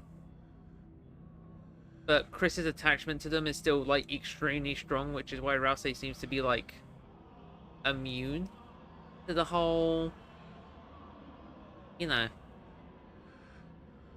immune to the whole, Dark Fountain incompatibility thing. That's my theory. Also, I'm terrible at, like, being a thinking person, so, you know, mileage may vary.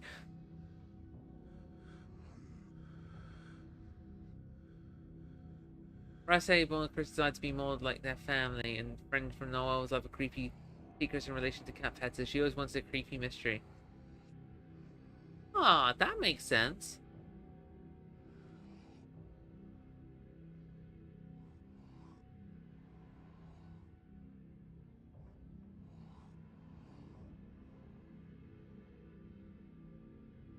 Oh, it's gonna be mind-blowing when the whole thing releases. For both this and Deltarune, my goodness. I know you're the right person to trust. You're still asking questions like that. No, there is nothing I can say that will convince you. But I will keep looking out for you. Will you trust me?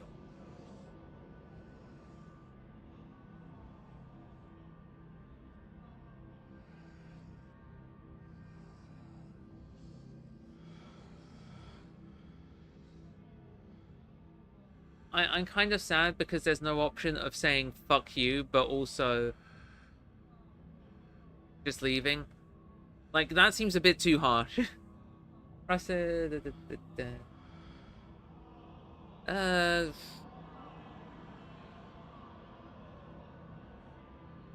don't believe you. So be it. I can show you the realities of your situation, but I can't force you to believe anything you don't want. I only hope you won't let yourself get caught up in someone else's lies. I'll be on my way. See you around.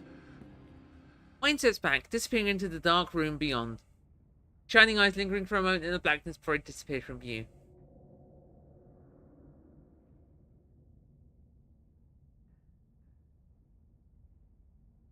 Friend Rouse also been a two darkness who can travel between dark worlds without zone. Yeah, that too.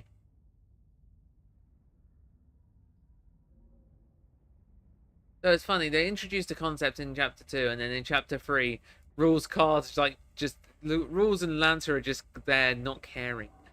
Which I find hilarious for some reason. Nothing left for you to do but leave. Make your way back to where you woke up and the slot in the handle and the secret door on the wall. It twists and the door pulls back and you stumble through your closet back into the bedroom. You lean against the door frame, relieved once again having a sturdy, unsloped ground beneath your feet and moderately clean air to breathe. Your state's gotten to you. After the events of this morning, your body burns with a fervorous itch to leave your face behind. Be anywhere but here. You leave in a haze, mindlessly grabbing clothes and an uncharged phone, barely even noticing your surroundings. You rush outside, morning's revelation seizing your body and mind like a suffocating grip.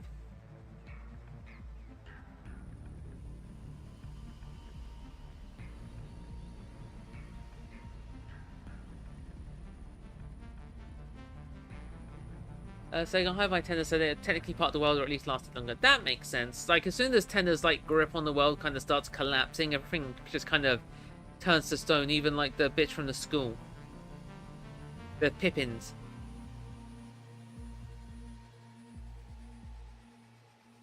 The cell, the doll, Enoch's occult sanctuary, the boy in the wall. Is it possible your cousin's known about all of this?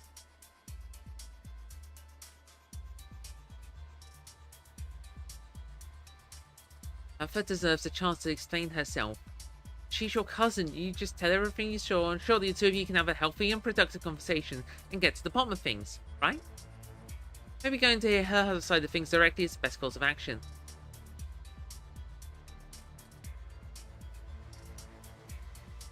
Alright, I'm gonna just save here just in case for later. Fighting the night between two days. That shit was so hard. Yeah, I spent a week grinding out a no-hit on the night. I did it, and I was also drunk when I did it, which is absolutely hilarious. I don't know if I was like proper drunk, but I had drunk enough to be drunk, and I was like, I'll just put a couple of practice sessions in just while friends were loading up. And then I did it, and I'm like, give me 20 minutes. I need to render this now. I sobered myself up out of shock. Jib I did on second try, spammed first try, night lost count, Gerson I think 5. Oh. Yeah, on my latest run through, because I wasn't, you're a lot better than I am. I sucked at ERAM. Like, I'm not exactly terrible at that kind of game. I just... Yeah, I didn't do too well at ERAM. Too agile. Javel... I think it took me a few tries, but I was also playing without doing explicit healing. Spamton, I think I first tried on my latest. Yeah, Night was ridiculous. And Gerson took a long while. I mean, I gave up the whole no healing gimmick for that fight, so it was much more difficult. But I was having trouble with the diagonal inputs; those were messing me up. I got super lucky on ERAM, really panicking my way through. Yeah, I think ERAM also gets easier the more you replay it.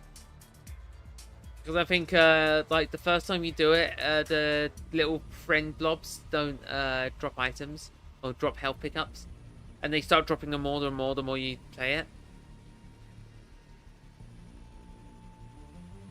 Alright. You're not going anywhere without doing more research. Especially not after all the effort you went through to save the library. You're going there before you do anything else. You're winded to the point of nausea long before you make it to the library, but the adrenaline that's coursed through your veins in discovering the cell in the Forbidden Wing pushes your body forward.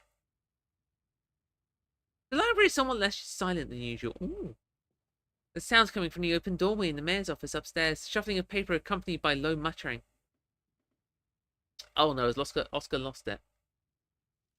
Really? The word fucker is blocked? I mean the word fucker is blocked. Iram's also super mysterious. Fuckers were related to friends. They pieced out after giving the Shadow Mantle. Yeah, no, I mean, that whole original game thing is weird.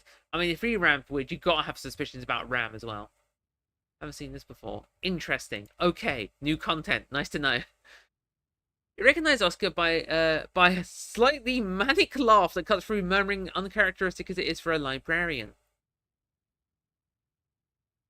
I don't know what you expect me to do about this, Jimmy. I can't exactly talk to the human, can I?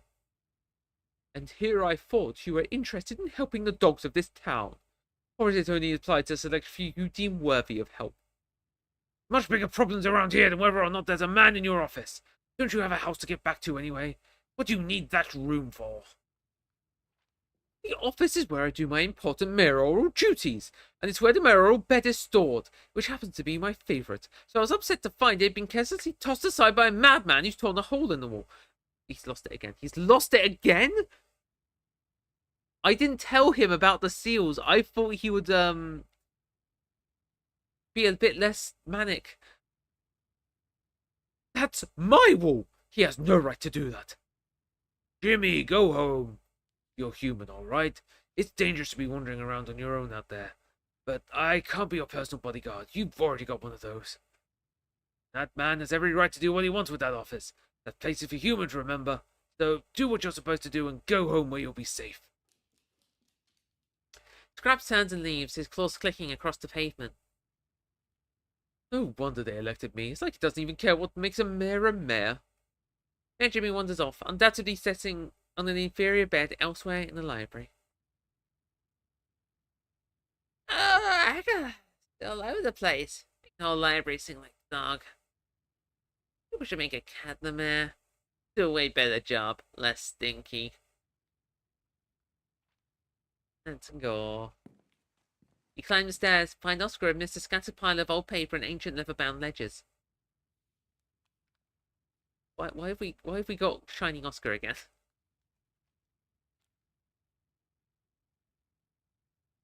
The mayor was right. There's a big hole in the wall. Peter! Excellent. I was hoping I'd see you today. I couldn't sleep at all last night. I kept thinking about the haunting and everything it might mean, and whether or not there were more locations that are similarly affected, and how they were, if we could, advantageous to find them before they could do what they did here. And Rosalie mumbled something about room being wrong in her sleep, and that just made something click for me. Long story short, I decided to look over the old floor plan for all the buildings in the town. At first I figured the town already shared all the secrets with us, but as you can see, there's still more to be found. I found an old disparity in what's announced the mayor office between the initial plans and how it stands today, so I started knocking on walls and, you know, like in the movies, lo and behold. An honest to God secret room. Some old storage closet's been sealed away for a wallpaper for a century, full of old hollow secrets with your family at the center of it all. There's a building plan for all these locations around town, town hall included. There's clearly been extra work done to bury things, the foundations. This is clearly the best state Oscar can be in all things considered. Is it? It's all a part of the Scarlet landmark revitalization project run by Enoch in the period following the Shore Mine collapse. But more than that, I found what I think might be models of what was supposed to be buried and where. Like this. Oscar produces a small stone object. Its details are similar, less refined, but it's unmistakably a model of a stone carving, though whether or not it's one you've seen already eludes you. I wonder what these are supposed to be. Was he not at the helm of a secret society running Scarlet Hollow back in the day? Was there still a secret society running in Scarlet Hollow now? And to add to the mystery, I think this name has been repeated through the documents. Verena! She seemed to be deferred to as an authority, which of course stuck out to me. There wasn't a lot of women involved in government or construction or that sort of thing back then. Talked to Verena. Verena requested this change or that, so I went looking for more information on this person, but I wasn't able to find any record of her anywhere. No birth certificate, death certificate, property purchases, marriages, divorces, nothing at all. I suppose she may have lived off grid, but there's plenty of people who lived and died with no record that they ever were, but I have to admit, this is curious. Him trying to leave probably not. Oh no, him trying to leave is gonna be awful!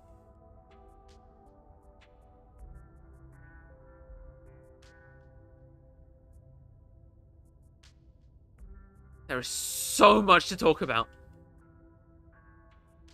Let's talk about Verena. I actually found something about Verena in the estate this morning.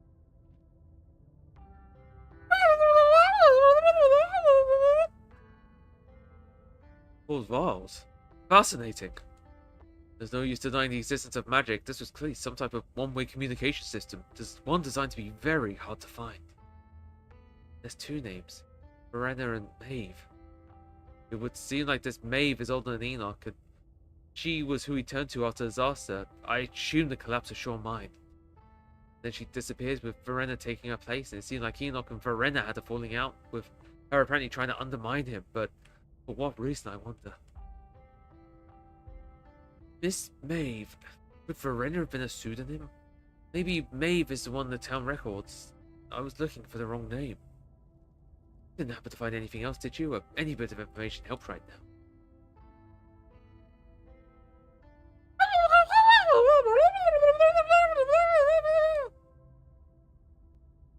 And I doubt him trying to talk to rocks is going to go well. It's also considered breaking down walls is probably the best case for him. Oh, poor Oscar. All these lovely little puzzles have come together, and it's showing us a picture. A picture of your family, of Enoch right at the heart of Charlotte Hollow's problems. Let me explain. I know this probably sounds like a leap in logic, but the way I see it, these stone objects are clearly tied to incidents that have happened in town this week. There was a stone in the basement of the annex, which, it would seem, was built for the sole purpose of extending the town hall enough to cover the installation site. And of course, there's stone installed in the Shore Mine once it'd been dug out. Maybe it's just correlative, but the correlation is the only tool we really have at the moment. Assuming I'm right about all this, there are 3 more locations, which means we have 3 opportunities to preempt something catastrophic. My notes indicate the likely locations are Dr. Kelly's clinic, the church, and one of the old farmhouses. I believe it's the Terramane property. Though of those 3, the farm seems the most accessible. I assume a practical woman like Kelly would need some convincing before we could tear down any walls, and we'd need heavy machinery for carving at the church. I don't know how long it'd take to get our hands on an excavator. Maybe that's something your cousin would be able to help with. But that would mean involving her.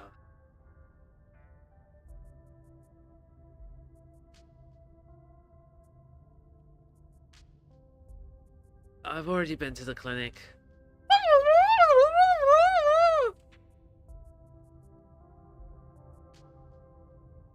Oh my god.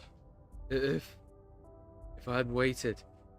If only I'd found this out sooner, back when the bloodstain first appeared in my daughter's carpet.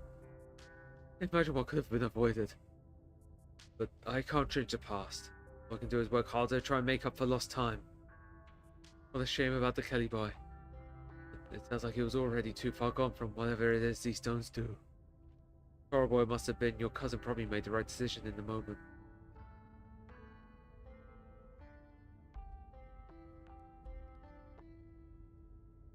I wonder if there's going to be anything if you don't tell anyone about Wayne for every chapter. Oh my goodness.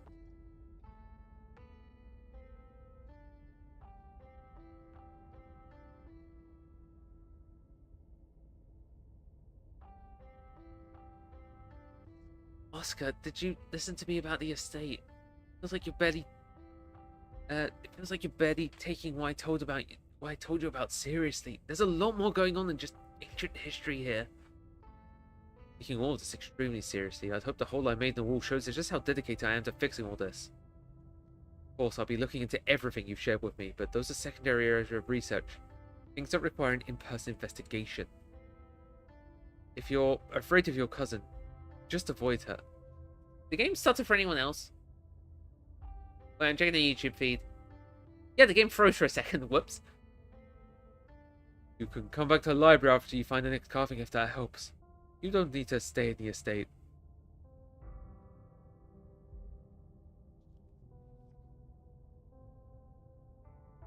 He wanted me to find the witch. This Verena seems to fit the bill.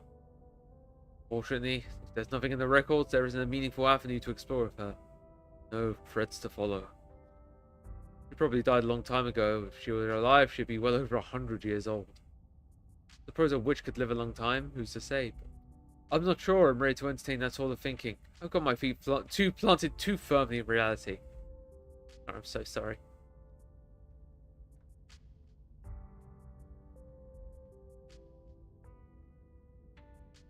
Like, everything that happens right after I show up. What if we're not getting ahead of them? What if uncovering them's been the problem all along? It's not exactly true, though, is it? Kelly's bloodstain first appeared a couple of weeks ago. The Kelly boy struggled with a condition for most of his life, according to what the doctor told you. And we have no way of knowing how long there'd been an issue with the old shore mine. If anything, I guess your presence accelerated what was going on, which is a fascinating detail. I have to assume there's something about the Scarlet to excite them somehow. Something I read on Tumblr, which I thought was funny, was the Hollow practically crashed the bus that caused the hospital to be overcrowded, so Rosalie didn't leave its grasp. Yet less Oscar's Officer Derrickson go balding every week. I mean, Derrickson leaves for like a couple of hours. If if Rosalina like stayed at the hospital, she and Oscar would have been out for weeks. You'll have to tell me what happens once you get to the Terra main place. More data would be incredibly helpful. Maybe this one will do nothing, who's to say?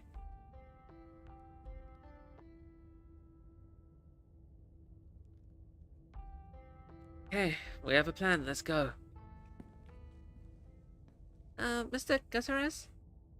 I think maybe you forgot, but I asked a little while ago if you could help me with Rosalina's medicine, because I think it's wearing off and she's having a lot of trouble. Saying some really weird stuff. I mean, she's been saying weird stuff since yesterday, but that's getting like really weird, like in movies where people do drugs and see spas and stuff. Full-size Alexa spray. I know there's a lot of rules about medicine. I don't remember which one she's supposed to have every 3 hours or 12 hours. You don't want to mess up. Sure, I can walk you through it again. The ones with the yellow sticker are every 3 hours. You just come do it. The last couple of times I come up to ask, I forgot everything by the time I was down there, and I should really do, but all you have it onions, I don't know what to do with those. Look, I'll be done in just a minute. I promised. In the meantime, why don't you call the doctor and see if she can walk you through it? It's not like I'm an expert anyway. It's probably good just to double check. After we get Rosa sorted, I'll give you some cash so you can run to the gas station and get some snacks for you both. You can order pizza for dinner if your parents haven't come to pick you up by then. How's that sound? Yes, the Holler has a 24-hour policy. Yeah, it's the opposite of those parking spots that say, like, no return within 2 hours. Okay. Let's just wander back downstairs. Jesus, I just keep losing track of time. I get you. Clearly I need to get my head out of the clouds, or at least long enough to get some parent time in. Where was that map?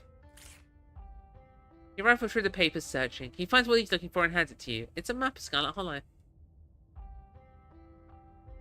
Best route to Julius Terramain's farm is down Main Street. Then turn the first dirt road and keep going, but the map should help you get things straight. Good luck out there, Peter. I really hope it's not too bad, but we're working towards something now. I know we can solve this if we just collect as much data as we can.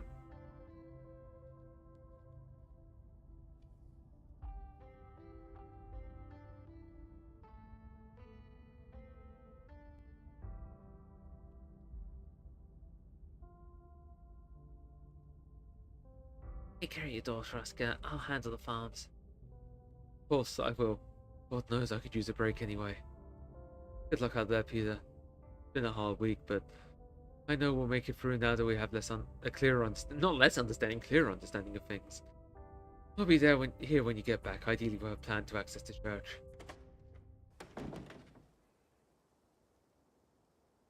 The town looks just like it always does.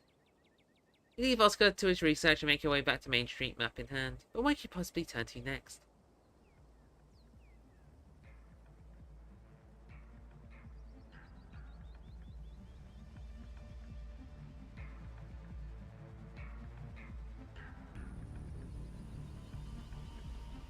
Bow. Bow, bow. I love the classic Scarlet Hollow brick shop for all your brick needs. Travelers like Tunbridge Wells in Kent in the UK. I went to a shopping centre there, and it looked like this, and it's like it's like a city in like an actual like a wealthy area, and the area outside the shopping centre looked like this street. It was awful. Shopping centre was fine, but the actual shops were desolate. Double check on something real quick.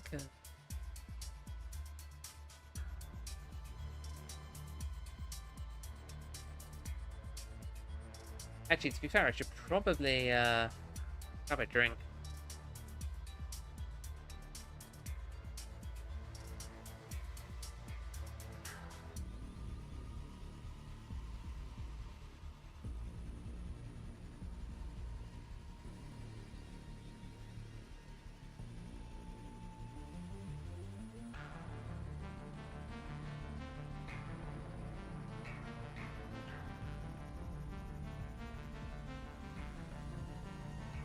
Okay.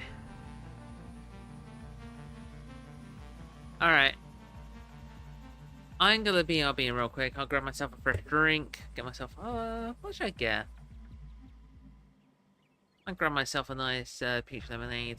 That's nice. So I will be back in a couple of minutes. Hydration is always important. I think I'll just let this song play because I'm going to be honest, it's a banger. And I can't wait for the episode 5 OST to release so I can buy it. Alright, be back in a minute.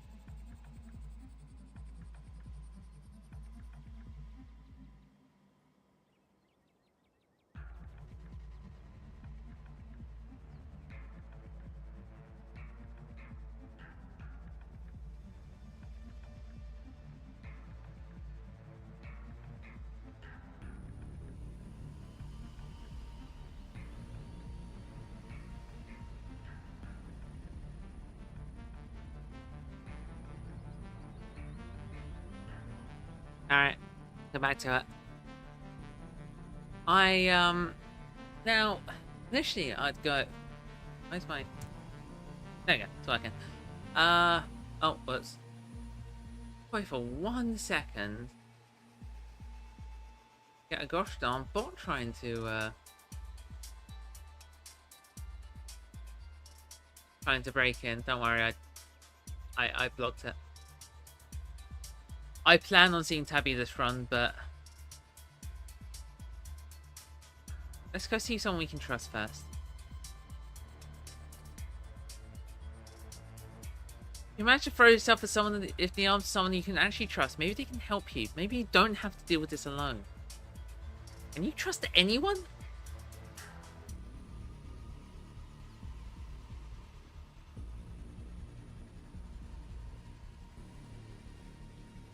Can I trust this? Can I trust Tabby?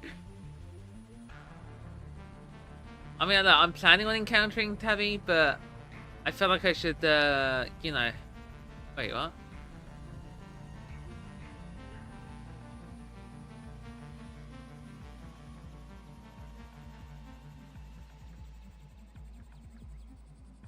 Alright, I'm gonna go to Dr. Kelly. Trust Dr. Kelly. Actually, wait. Like, I want to make a save there, not for this, but... What is...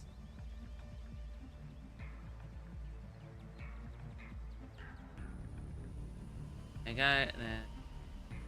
I'll pick the same option, I just want to have a save here.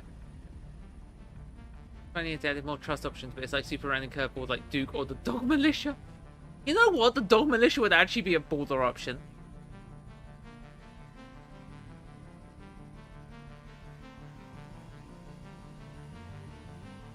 You can trust Dr. Kelly.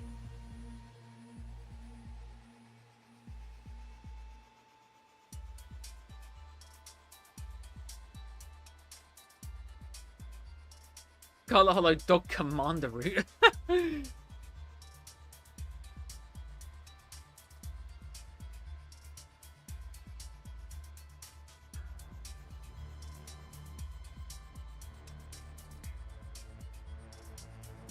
Confusing, okay, I just trust her. You don't need a reason to trust Dr. Kelly. Trust is a feeling and it doesn't need to be bound by logic.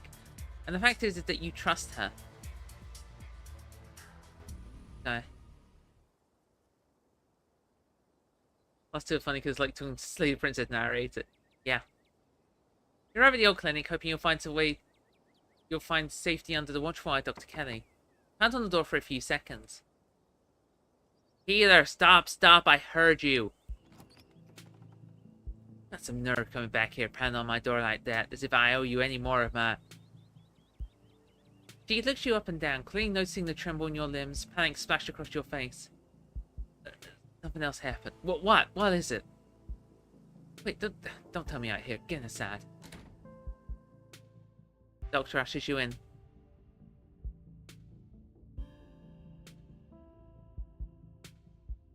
All signs of what happened yesterday seem to have vanished. There's no streaks of paint on the walls, and the sunlight casts no harsh shadows, softening the memories of what happened here. Oh, what's going on? Do I need to be worried?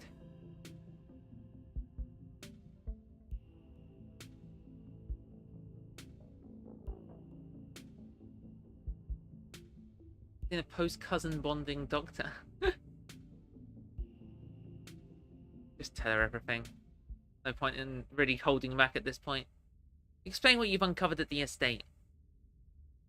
Also, it makes for a good reason why I came here and not immediately went to my cousin.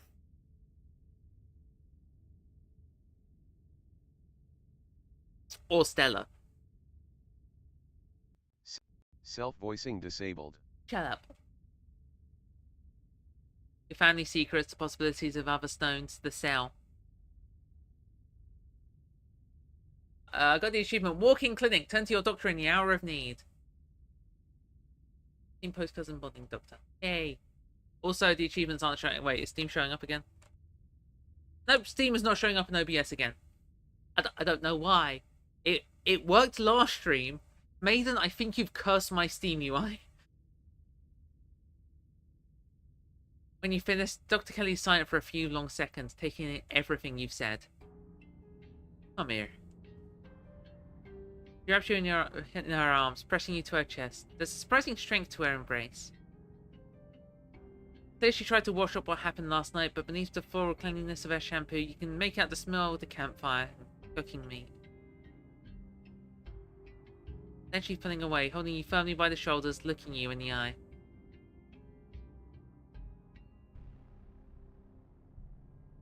It's okay, Peter. Nothing's gonna happen to you. I'll do everything in my power to make sure of that.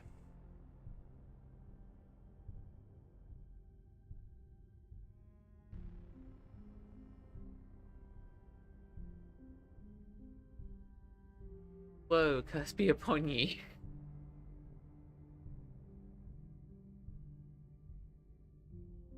We should go talk to Tabitha. She'd know what her family did. You know, do you think she didn't know? Possible, yes, but honestly, I don't see much point in talking to her about it either way. Chances are she gets defensive, calls the cops, gets us to leave. Whether or not she knows anything about what her family seems to have done.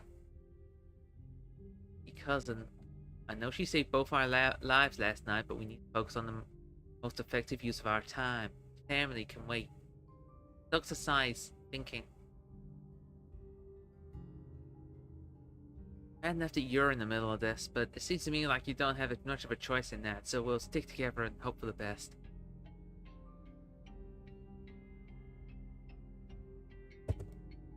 Oh my fucking god, it's happening again. I didn't see Tabby again! I'm being railroaded, no!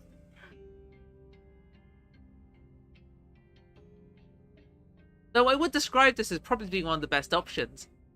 Oh no! You said you found where one of those stones is, right? I think you found in my basement had anything to do with what happened to Reese. Sounds to me like wherever there's a stone, there's trouble, and somebody needs to be concerned for the health and well-being of the people who live there. Unfortunately, I don't think the cops are willing to do that, and the only other authority in town is a dog. Going to the dog's probably the best option other than Breaking Point. Yeah. Yeah, it probably is, but I wanted that. If I have time, I will just see if I can convince Tabby. Even then, it's debatable. Yeah. I mean, the thing is that Dr. Kelly, especially in this world state, kind of, you know, has every reason to not like Peter. Like, we did basically just let her son get killed. But I did make it. I tried. Well, I tried to make it clear that yeah, it was.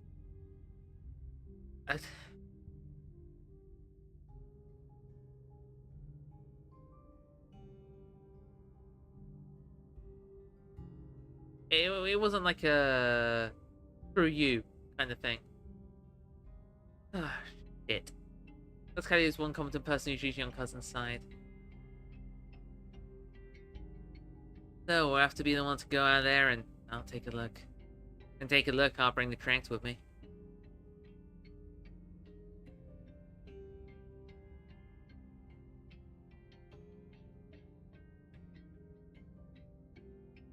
Sure we shouldn't talk to anyone else first? What, do you want me to list every person in town along with why I don't feel like getting them involved? The only people I'd even consider having a chat would be Tabitha, who may or may not be involved with anything your family has done, or... Well, it should be obvious when I think going to her would be a bad idea. I have to try dealing with this on our own. I'll grab my gun and we'll head out.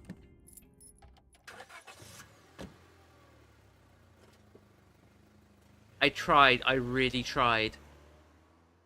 Yeah, if I have time, I'll reload and see if I can get Tabby to come with. I don't want to do another run right now.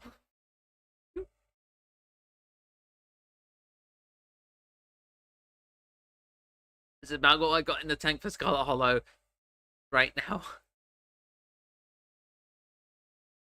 I maybe I need to get impasse. Impasse? My goodness. I don't know why I said it like that. I really don't know. I'm just gonna keep breathing. The two of you leave the clinic and get to Dr. Kelly's station wagon. She hits the gas hard, preparing you both towards Julius Terramaine's homestead. I wasn't on a police radar! What the fuck?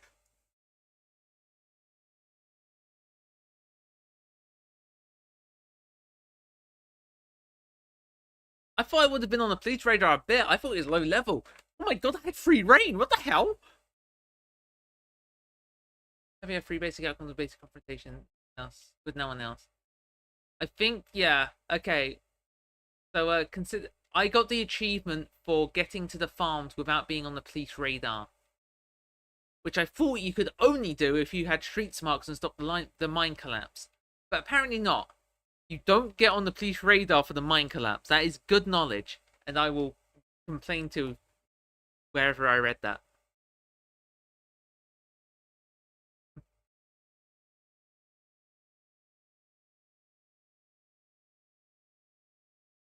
As a twin farmhouse come into view, you realise it wouldn't have mattered whether you knew the stone was here or not, because you feel it now. Your ears ring, your mind swims, trying to detach you from the celerity of the station wagon's leather seat beneath you.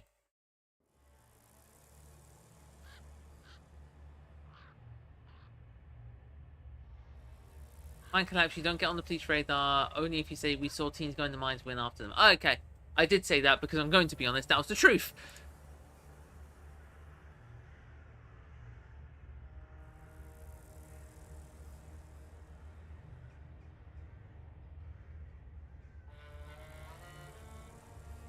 Lingering in the back of your skull, an urgency, almost like a hand pressing you gently forward with the threat that it might become more forceful if you don't comply. Like something crying out, and its calls will only stop once you've found it and given it what it needs. The feeling is strange when you try and examine it more closely, contradictory, the cries of a presence that both desires to be alone, yet at the same time needs you in its presence. Bringing something into this world, and it needs your help delivering it.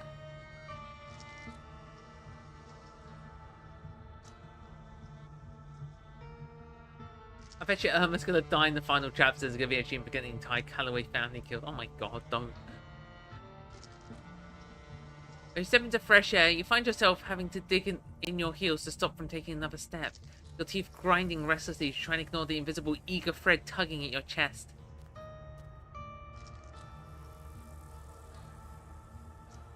Irma, what's going on? What are the cops doing here? But where are the cops? I called them on account of Bo went missing. And Duke said last year Bo went to give Julius a piece of his mind. Once they got there, they went in with Duke, and the sheriff and my deputy, the one with the sunglasses. Then something happened. There was a gunshot and it's almost shaking. Weren't no creature I ever heard. That's when the other deputy, the black one, ran in and the door shut behind him. No one's come out since. So everyone's inside? Not to worry, mate. I'm running out of folks to call for help. There should be a radio in the SWAT car. Come up here, let's see if we can at least make contact with him. Dr. Scully's words are becoming fuzzy, as if we've heard enough, and don't need to listen anymore. The house is letting people in. It doesn't matter if it's not letting them out. Getting out comes after tending the carving.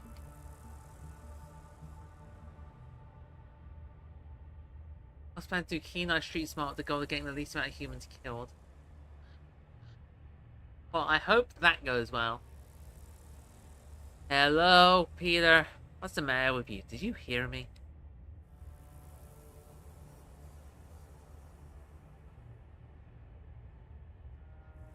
I yearn for adventure. I love how because I'm old now, I just implicitly have permission to call her Joan. Because I'm not a kid. But the stone doesn't want me to waste any more time out here. Have you considered not listening, since these things seem to want to put you in the most dangerous situations possible? But you're already walking to the door. I yearn for adventure is a really funny line. Darn right. Talking isn't going to get you anywhere, so you don't need to understand the situation. You already know you're going to be a part of it, so might as well go where you need to go. Oh, come on! I guess I'm coming too. It'll be alright, Irma. We'll get you boys out there, I promise. Damn, who am I supposed to call him with the duck stuck in there too? The rest of the people around you are just noise now. Pick up the pace, you see a neglected farmhouse on the other side of the field. Its destination. Door opens and you step across the threshold. You're fading away the duck's head you've been following behind you, a determined tread closing in just as the door swings behind you both.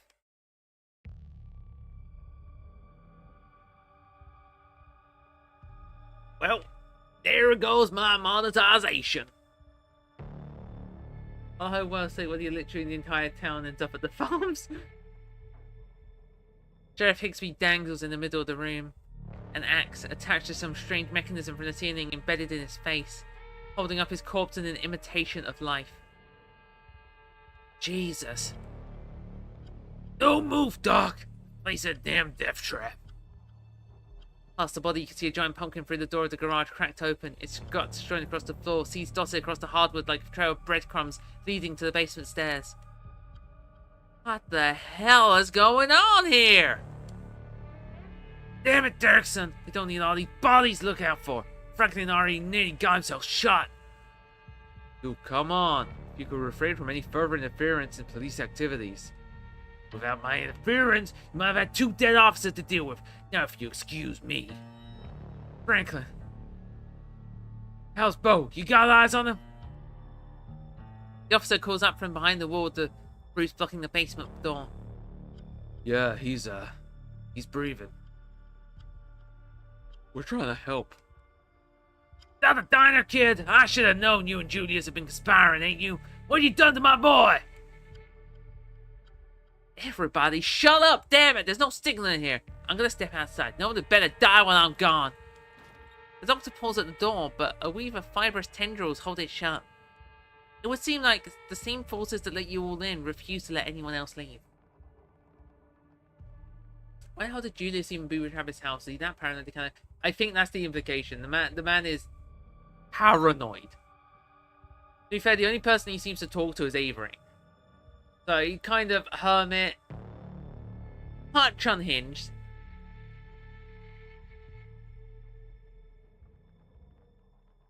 We stuck in here?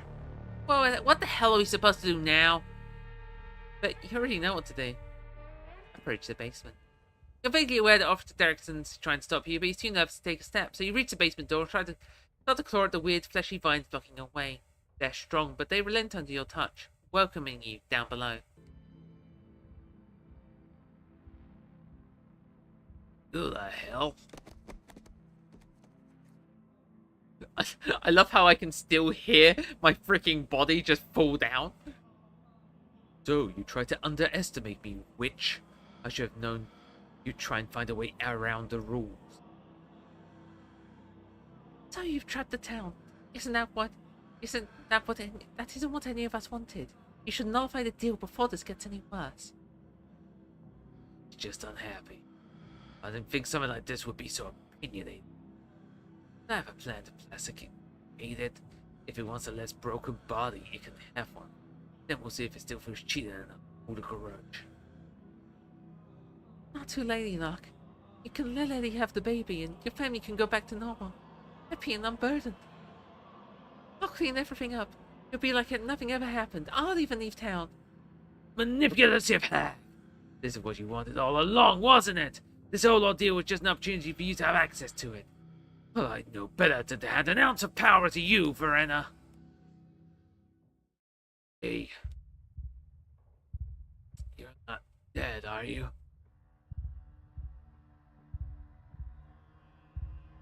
I remember when I was playing my Hot String Smart Abandoned run, I was trying to do everything not to get arrested. I got Sarah to go to the farm with me and got to reunite Sarah and Reese.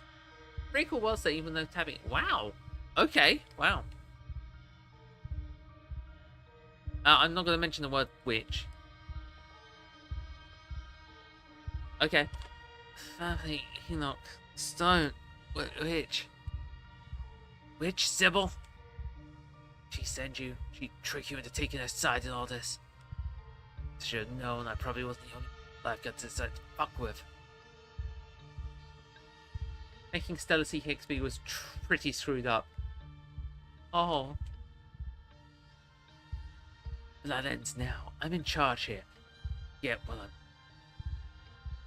Hey man, calm down. It's all good.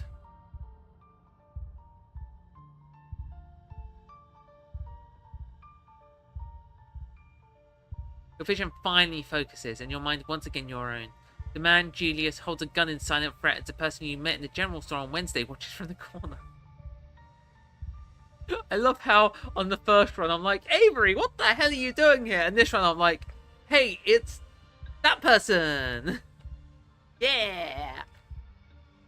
Reckoner sits hunched in the corner, his expression icy and unreadable behind his sunglasses. And in the corner is Bo. Something is attached to him, the source of that awful noise. It stutters with pained inhalations, and Bo is still breathing, but he doesn't look well. The stone brought you here and stuck you in the middle of another nightmare.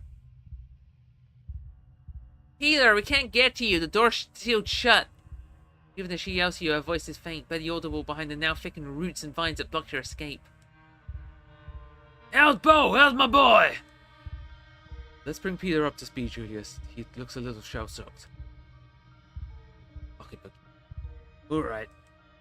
So the witch, I caught her doing some shit she shouldn't have been doing, and she offered me a deal if I kept it to myself. Always wanted to raise a boy of my own. God never saw fit to give me the chance, so she gave me the means to right that injustice.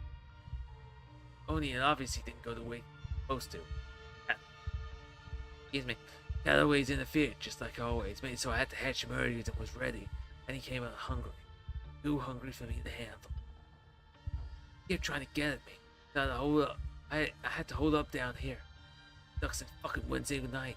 Aaron Bruce won't let me leave. They've been clogged up the drain, so I haven't been able to call that witch and get her to make right. I'm a man of preparedness. I figured I could wait it out until Bo here decides to trespass. She lost a skull tussle with my boy, and two of them wound up down here. And that about sums it up. So I guess in the end it's only fair. Son for a son. Worth ain't ever pretty, is it? Not like I'm doing it the old-fashioned ways, all sunshine. Just hope he winds up looking more like a person when he's done cooking. I don't give a shit about your story, turn me. No, that's a reason to shoot a cop. I didn't even hit you, fucking pussy. And it was self-defense, castle dog. What the hell are you talking about down there? What are you doing with my bow? Calm down, Calloway. We got the situation under control. Let's just talk it through.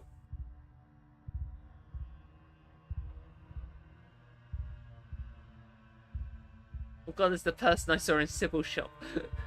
Here's Genius saw with Sybil spiking the Hollows water supply. That's when he knows to avoid it. Possibly.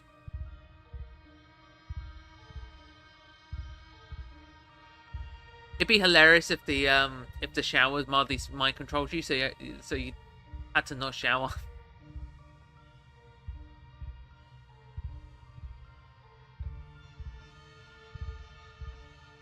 Okay. Who the hell are you people? I don't know any of you. Oh my god. Oh my god, I don't actually know anyone in this room.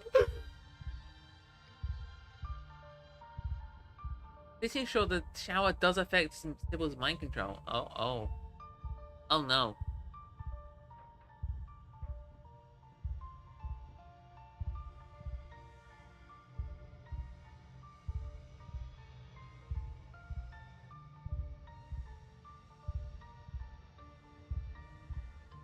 In fact, I think the only people in this room I've spoken more than like 2 words to is Bo.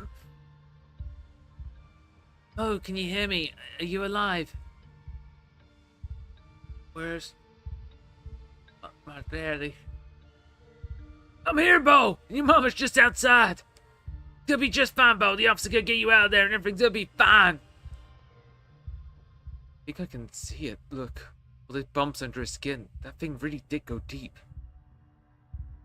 That thing really did go deep. That thing is my son, and you will address him as such. Sorry, Julius. Listen, clearly you need something. You woke up talking about the witch. Want to know where she is? I can tell you how to find her. None of you does anything stupid, I'll let you know what I know. Sound fair? The conversation is interrupted by Bo shifting uncomfortably as the creature lets out a guttural moan. Oh, the eyes turn red. That's my boy! Enough of this bullshit! Somebody help me get this axe down. I ain't letting some damn tumor stop me. Are you sure, Duke? What if it triggers another trap, or... There's a sound of something being torn free from wood and then hacking at the vine-like tendrils blocking the doorway. But no progress seems to be made. For every piece severed, another piece grows in its place. You want to bring down the damn house, Duke? Desperate curses from upstairs, but the axe doesn't stop swinging. Bo squirms with discomfort. The baby seems to be digging deeper.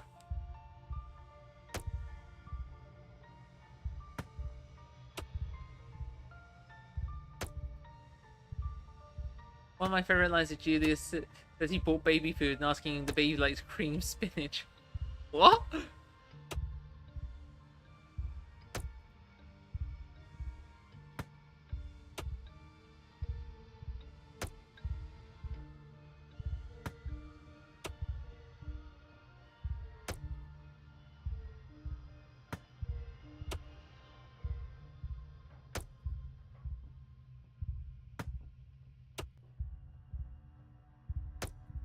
No, stop with Bo. It just sounds like it was hunting you before it found him. What happens if it gets hungry again? I don't appreciate you trying to pick all this apart. Just sit there and stay quiet. We won't have trouble. Got it? We'll have time to go after you, Julius. You'll be in handcuffs as soon as I get the chance.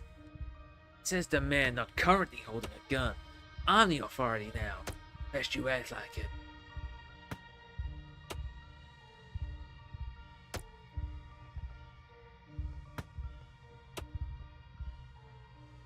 I really no way we could separate him from Bo. Maybe if we offered him something better. It ain't up for debate. Shut up or I'll shut your mouth for you. I don't know, Julius. I still think there's something we're missing, and if Peter thinks so too, maybe it's worth talking about again. Why I'm here in the first place, right? Come up with some other solution? And you and I already decided this was best. That discussion was had and done with before anyone else even showed up. Bo twitches, his skin blossoming with fresh bruises as the thing takes more of him.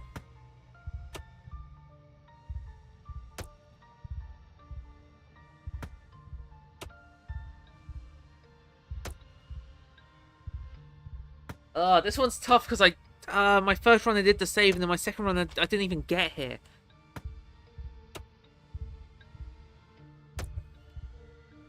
In the first save I made a woke family. The second save I didn't even make it here. But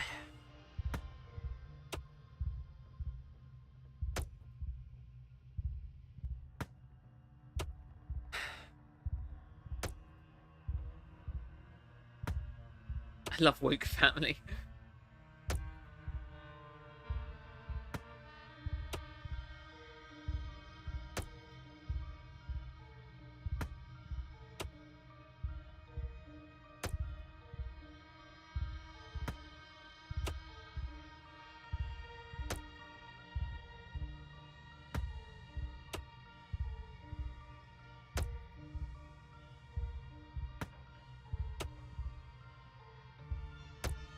I think I'm just gonna have to. I think I'm just gonna run it.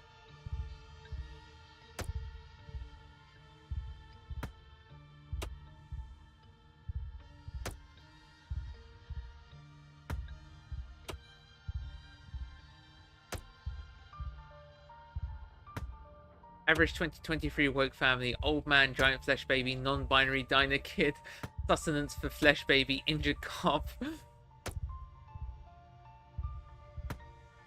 Sound right.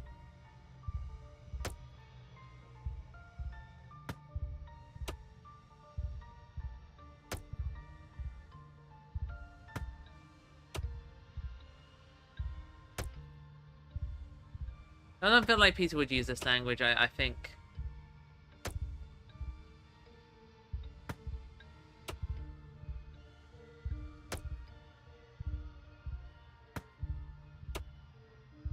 Especially given what happened yesterday, we might have to just nip this in the bud. I know we're in the American South, but opinions on abortion? The waiting brings you to your limit, and then it brings you past it. Move quickly, diving across the small room, scooping out the shears on the floor as you zero in on Bo, and the thing slowly eating its way through him. Hey! Oh my god, I didn't actually expect to do it! The shears come down in the thing, piercing its unnaturally soft chest. Bo's stolen blood pours out from the orifice as a thick sludge. Bo gasps as if it's him you stabbed, the thick veins under his skin expanding, writhing. No! You'll pay for this! You whirl around to see his gun trained on you, his heart freezing in split second in utter terror. Deputy Franklin seizes the moment. He dunges for his gun, grabbing it, aiming all one cop moving motion, turning Julius' attention away from you. 2 shots fired so close together it sounds like an echo.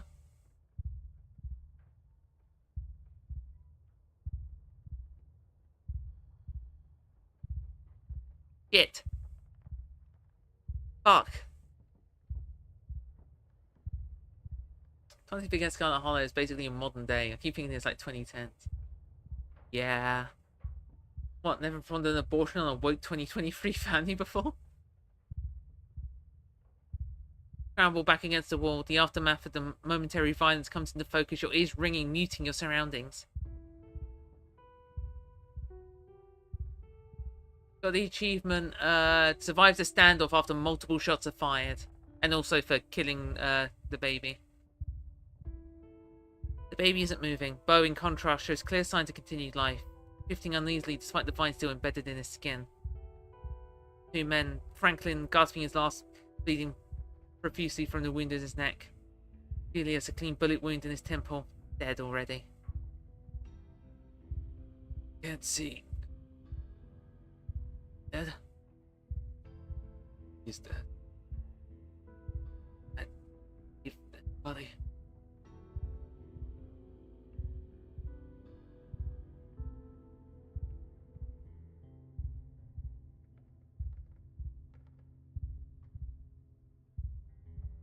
A situation in my main run, except Tabby's also dead.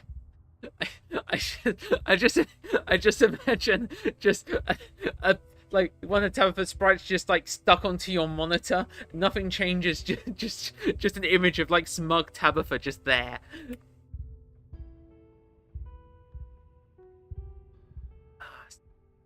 Dying. I can't get talk him. This officer saved me. Thank you. Franklin doesn't say anything else. He slumps, his chest no longer gulping any desperate sips for air for his mangled neck. Finally, the vines slacken, the womb no longer needing to hold itself together now that the thing it was feeding has died, along with 2 of its prisoners. The faucet in the corner of the room, finally unclogged, burst to life, water pouring out onto the dirt floor, mixing with the fresh blood and tissue, the channel house slurry.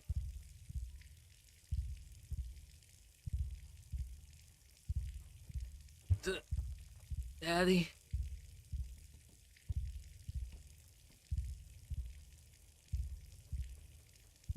Really dead. Julius and Franklin. They're both dead. Oh, God. I don't think he's going to be okay. I was supposed to help. Hands are wet, the water is spreading, falling around you, making the floor slippery with mud. But he finally trusted me enough to ask for help. And this... What happened?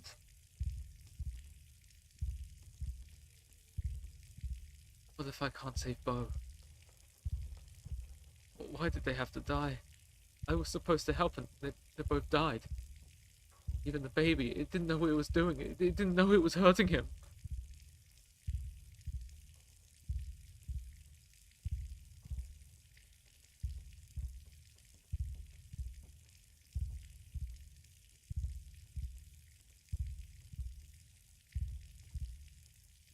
Something tells me Avery's not going to be up for that party in this wild state. No. She's the one who performed the abortion, so she's transphobic but not pro-life. Oh my god!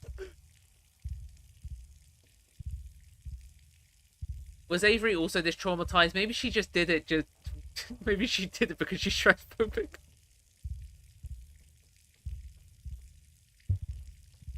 I dribbled lemonade on myself. How'd I do that?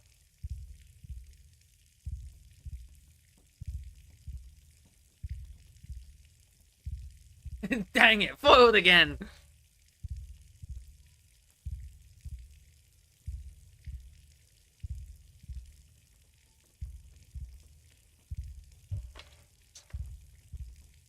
No, Avery, don't see yourself. I'm the one who went for it. But I'm the one he called. I'm the one he asked for help. Once it's suddenly much higher, it raises up past your ankles. He trusted me. Had faith that I would fix things. It was my only chance to do something right. Instead, I just sat here and watched everyone die. Pete finally manages to push his way through the vines at the top of the stairs.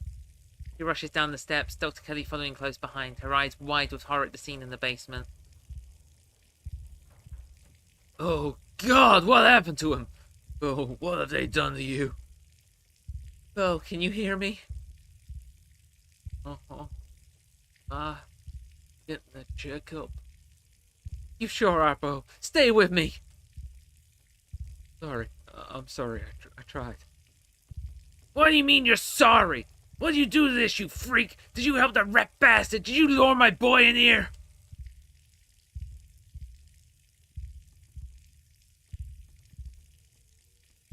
I think this is I think it's appropriate. Happy transphobic shriek not looking good. I'd like to reiterate, I could fix her. Well. Yourself quietly to yourself, bringing your knees to your chest. The water keeps rising. The other people in the room look concerned, but their voices are distant, like they're talking from behind a wall, and their movements are slow as if they're already underwater. Then the flood takes you. I wonder if Duke calling them a freak was also transphobic. I think Duke calling them a freak is because what the hell is this scene?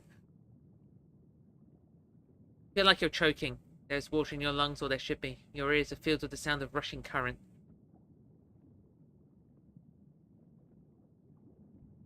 It's cold and there's dark and there's people screaming somewhere.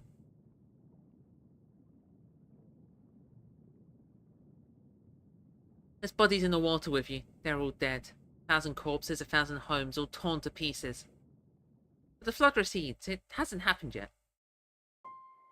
You're the mother of a daughter, and your daughter has told you about her terrible dream.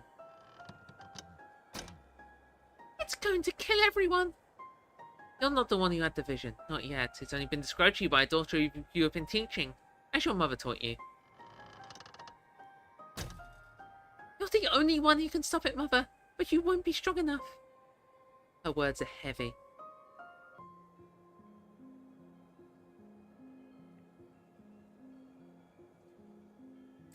How can you be sure? It is only a dream. It is not a dream. You know I've seen things before and they've always been true. Take my power, Mother. I give it willingly. It's the only path that leads to anything but death.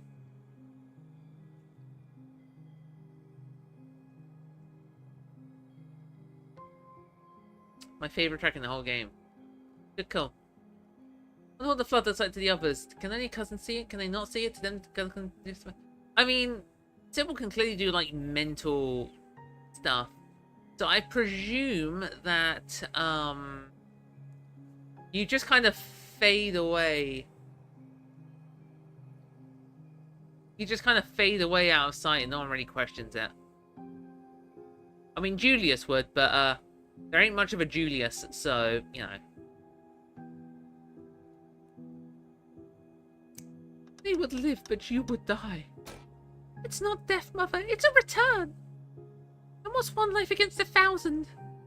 Your daughter is confident. She's already decided this is what has to happen. Accept and take your daughter back. Accept your daughter's decision. She is not the child she once was, and there is confidence in her that you have no choice but to respect.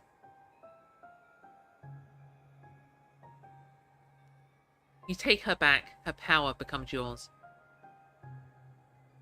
The flood does not come, the village is saved, and no one ever knows the sacrifice that was made for their lives. No one but you. Years have passed, you outlive everyone you used to know. You move on, you meet new people, you start a new life. You have another daughter. This time the vision's yours. The piece of your first daughter lives in you, shows you what's coming. Rotting bodies in the streets, the smell of sickness on the wind, church bells ringing in it for an endless parade of funerals, the entire cities whose gates will never reopen, everyone inside the walls falling to the curse of plague. You are among their number, your body no longer strong enough to heal even itself. You are not enough to stop it. Not as you are. There's another path, and narrow thread. If you were stronger, you could tug it and unravel the tapestry of the future. Mother, what's wrong? Your daughter will never be as strong as you are. Not after what you had to do. But she still carries in her some strength. Enough.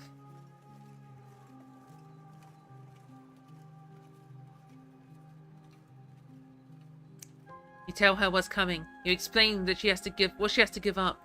What you both have to give up. You love your daughter after all, and you will miss her. As you miss your first daughter.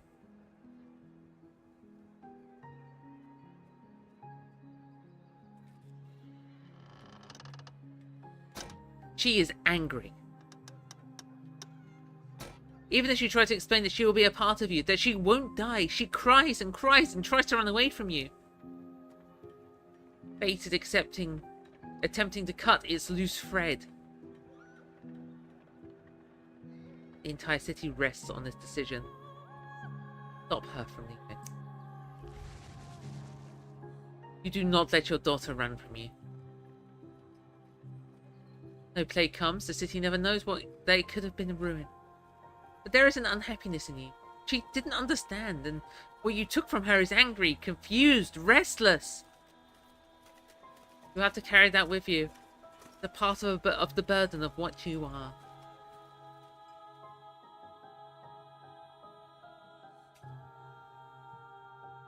I wonder if the daughter being represented by puppets is due to how Sybil sees them. I mean, it seems to be everyone's puppets, which... I mean, after a couple of goes, you probably start seeing everyone else as lesser. Just figures moving their motions. No need to remember faces. Their lives are too short for you anyway. Okay, fair, yeah. Though no one knows the depth of what you have done, over the years you have not escaped notice. You find yourself in the capital of a place whose name has changed too many times to count. The war is brewing. The eyes of those who have put their fate in your hands are on you, their lips asking which threads to pull and which to cut. And the tapestry is once again revealed to you. Everybody's puppets are the threads of fate. There we go. The war rages. It never stops raging.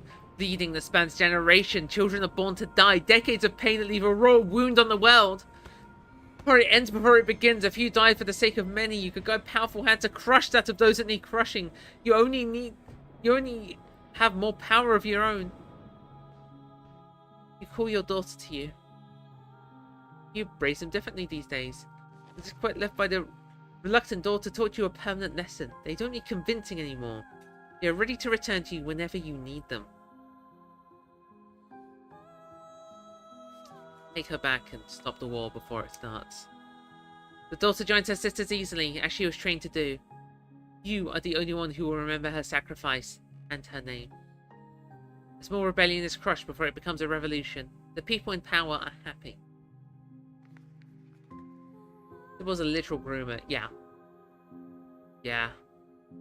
You leave. You don't want any more visions of war. You set your sights on a place where there are no kings.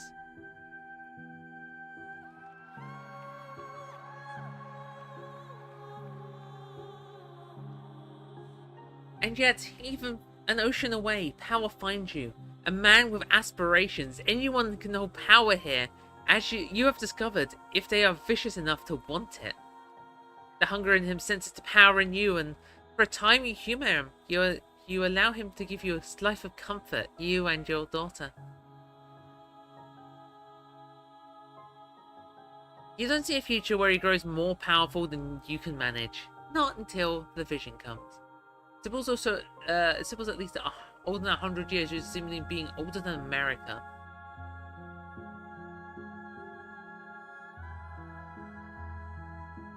I mean, yeah.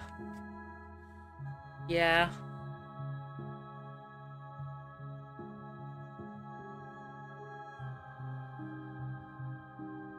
I mean, I don't know if she's older than America, but she's definitely, I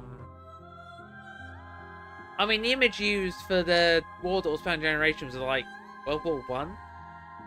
I mean, I know that's like Enoch's time, but yeah. But yeah, if that's like her third go around, let's just Okay, let's just theorize the, like, we'll say like 1910. If she's on her like third daughter, say like, yeah, 3 lifetimes. I mean, she seems to raise daughters until they're like young adults. We assume like Kanika's age. Then we're talking like, yeah, 1820 maybe?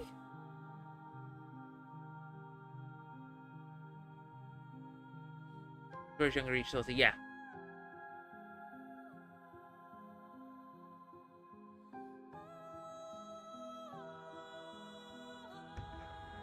A war like none the world has witnessed. A fledgling nation devoured in the nest. A man who sits on a throne where none was meant to be. A world under his cruel fire, bowing to its crushing weight. Wait. No, I'm an idiot. That wasn't World War One. Those are cannons.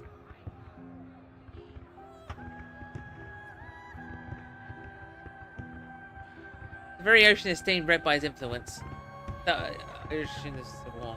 Yeah, I'm just I'm like I said, I'm not a thinking person. This man would have turned it global. Oh, yeah. He's already on his way. You realise too late. You've been too close to him to see it. Your choices have already narrowed. The war is coming whether you strike now or not. The loose thread sticking out from a mass of blood, with you too weak to grasp it. But you have a daughter. You always have a daughter until you don't. Take her back and erase the man before his name can mean anything.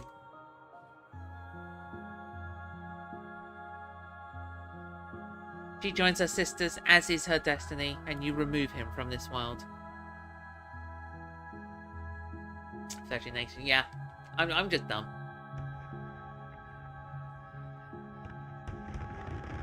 The hole where he was filled by lesser men, none of whom remember the shoes they're stepping into, none of whom can hope command the way he would have. Blood is spilled, less blood, but you feel every drop.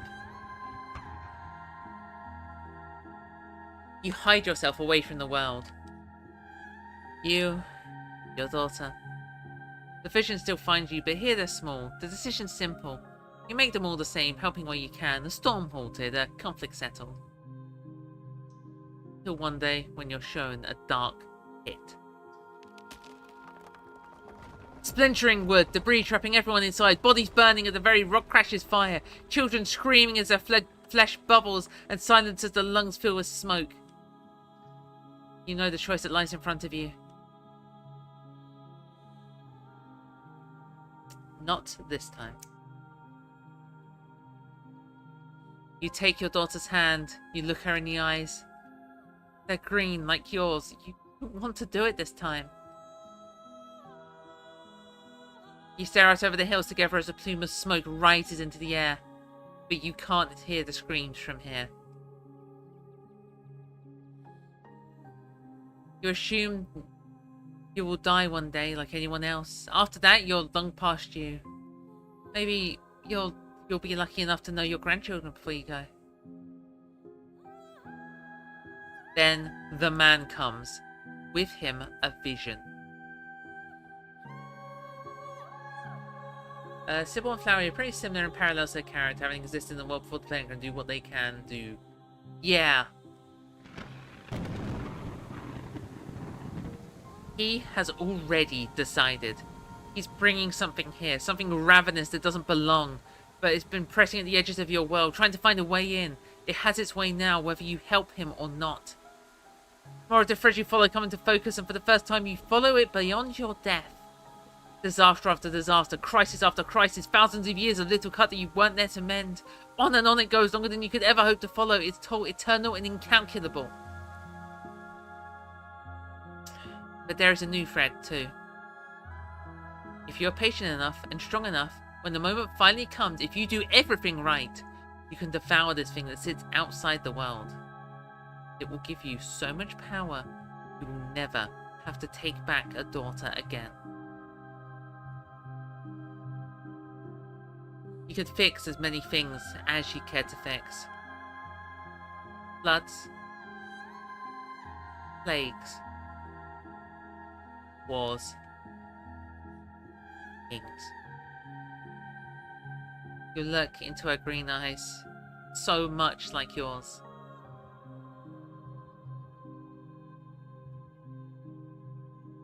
Take her back and summon the entity into the world. A world without you there to guide it. Make no incorrect choices while rereading the past. You welcome her back, as you have with every daughter before her, and you help the man. You can't. Oh, Zephyrus, hey!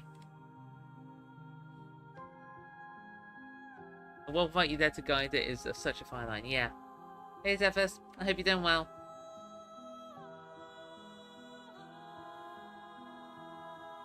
I don't think this is like the... yeah, this isn't the end. I missed Tabby, so I need to go back and chat with her. But I'm seeing this through to the end, and then I'll go back and chat with Tabby. I ended up going with Dr. Kelly. That's also the name of the track. Okay. He's arrogant. He cheats the thing from another world in every way he can. You waste your time. There will have to be more daughters before the day comes that this will all be over. But days and daughters come and go, and you are very patient. Have to be. You have to stop the hurt that would scar the world without you there to guide it. And now you're here, on the cusp of the end, the final daughter. Either? What are you doing here? Are you real? No, it doesn't matter. I don't care if you're a dream or not. I've already made my decision anyway. Don't bother trying to talk me out of it. I finally have a real purpose, and now that I know what that purpose has always been, I can't go back, or it would hang over me for the rest of my stupid, small life. Ah, the lovely red UI.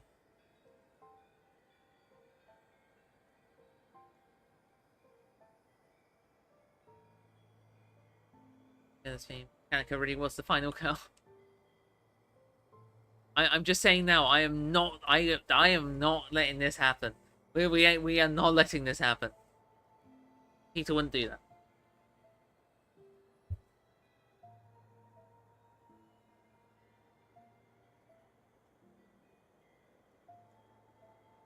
What exactly is she trying to prevent? Do you even know?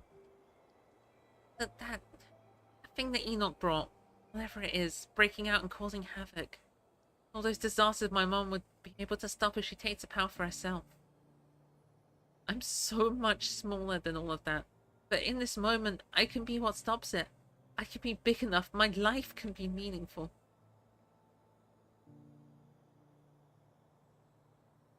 Really feel like you have to sacrifice yourself for your life to have meaning? I feel a bit hypocritical given the fact that I took the aging, but you get the idea. Working in a shitty little general store in a dying town? Yes, I feel that pretty meaningless. This kind of... I do. You saw what's going to happen if I don't. What am I supposed to do? Go back to my normal life? After this, knowing how many people are going to suffer through the generations because I was too selfish to save them? Did I ever live with myself?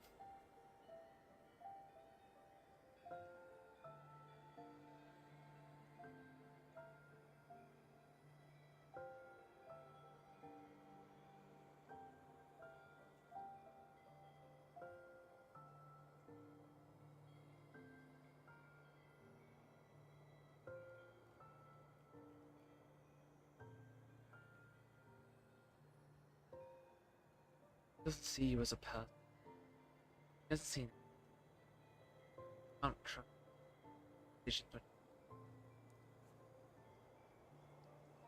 One way to see it, but it does also mean that she just does know more than us. I think I could handle if all the terrible things she's seen actually happen, knowing it was because of I made a selfish choice.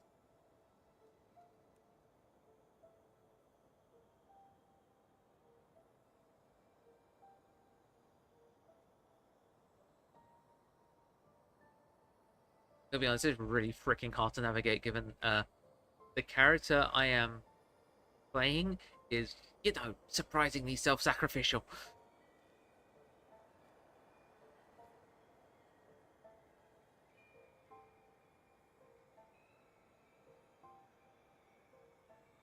terrible thing for us all. I don't think that means you don't deserve a chance to live.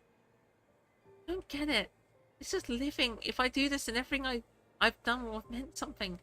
What it ever could have been if I lived any other way. No, I can't. Ah, groomer!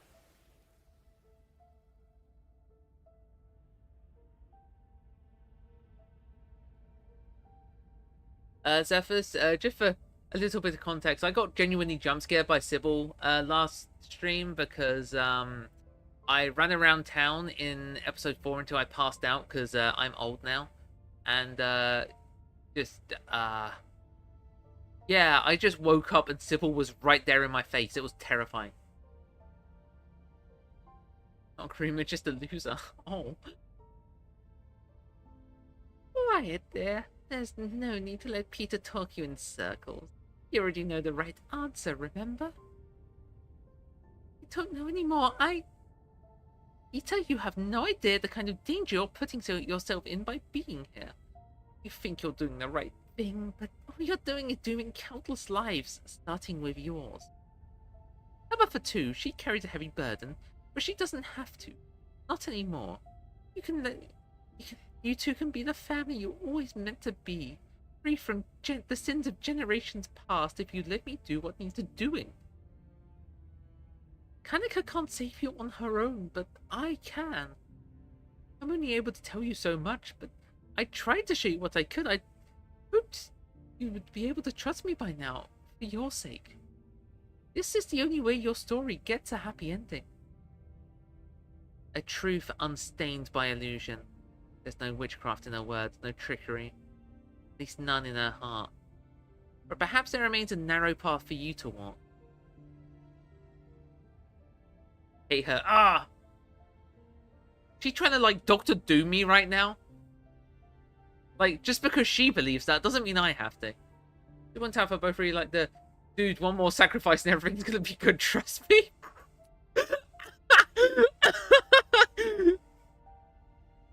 Just one more sacrifice. Just one more. I just need one more.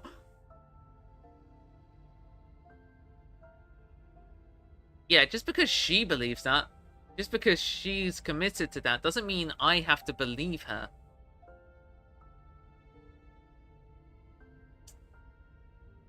Speak the name that's carved into the cell wall probably has the most aura out of the trait saves. Dang, you know what? I like a bit of aura. Oh, it's the scratching on the walls. This is what that was for. Peter, no. You have no idea what you're... You don't have to know how to speak it. The thought of it brings the sound to your lips. The name forcing its way out, yearning to be free from your mind and used as a dagger it is. Ah!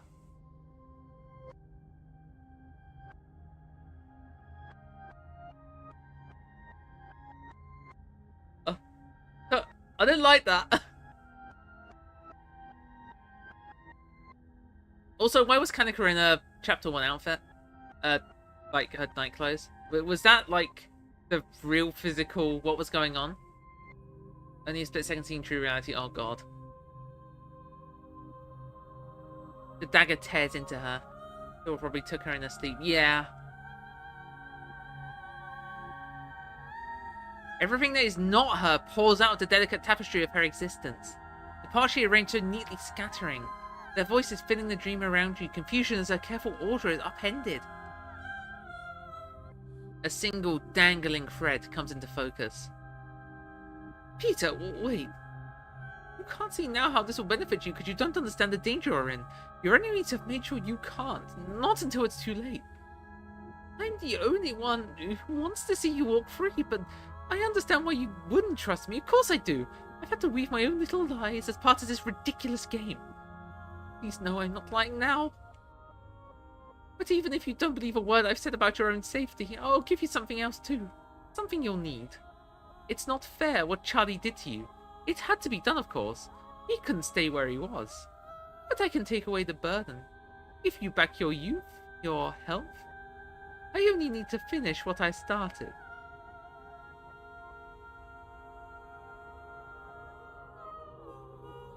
I can try and bluff her? No way that's gonna work! Preferable class. Some of these Sybil called visual novel Scarlet Hollow ridiculous. Yeah, I definitely feel like that Explorer option is only going to end badly. And,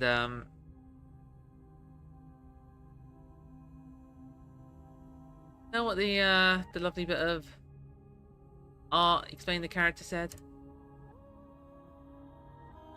Pull the thread of fate! You ignore her offer. You grab the thread and pull. The delicate tapestry is unwoven.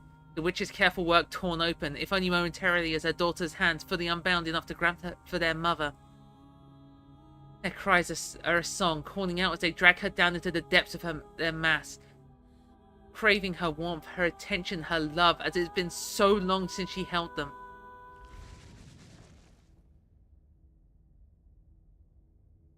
Craves her warmth for so long. There we go. Tapestry weaves itself shut around her. The cries go quiet, sated. The witch is gone. Hanika catches her breath in the space once occupied by her sisters. Now she stands alone. Though she isn't really alone, not anymore. She never will be. She wears the weave of those generations of power. Someone has to. What did you do to me?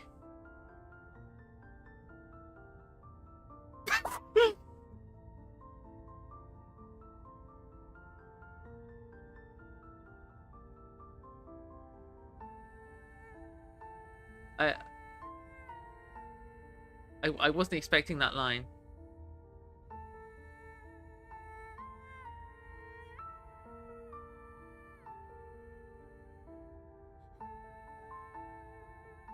I'm adding one. Wait, should I add one to the kill count? It's currently at 1 because of Reese. Well, no, it's currently at 2. Wait. Am I pro-life enough for this? I'm currently having it at 2 because that baby was breathing. 3.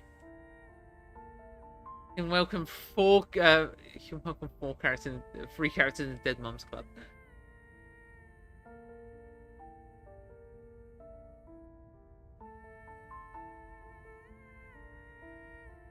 Welcome to the Dead Moms Club. Manic laugh breaking through a shock. You can't just say that to someone? But it was funny. For the record, no, I don't think she's dead. She's still in there somewhere like the rest of them.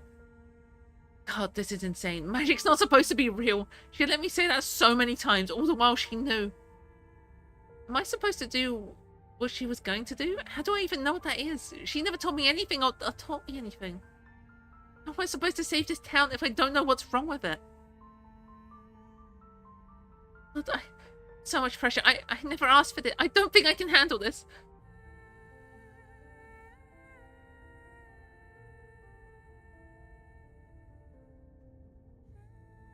Figure this out together. That's what we've been doing all week, remember? You're right. We can figure this out. Made it all the way here and did whatever you just did. Nothing's too much for us to handle. She takes a deep breath, collecting herself. We'll just take it one step at a time. The first step, figure out how to get out of here. It's weird. Everything felt so slippery before. Like I couldn't hold on to anything, but now it's like I can see how it's all put together and where the seams are. So if I just... Everything goes dark, and you die. How we can kills? You have to be direct. I'd say directly making the call. I'm counting Reese as a kill because I told Tabby to do it. The baby I directly stabbed. And I don't know if we're counting Sybil. But I would say if Sybil is considered dead, then that counts. Who, Julius and Frank were... Yeah, Julius and Frank were not my... Yeah, Sybil's still in there. Yeah. Yeah, Julius and Frank were not... intentional.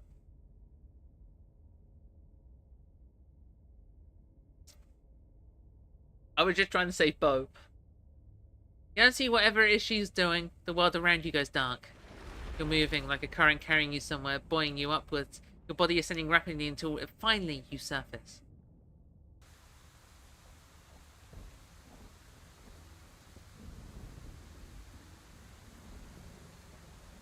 We made it! You're outside. It's raining. You have no idea where you are. Tulip! Dancy!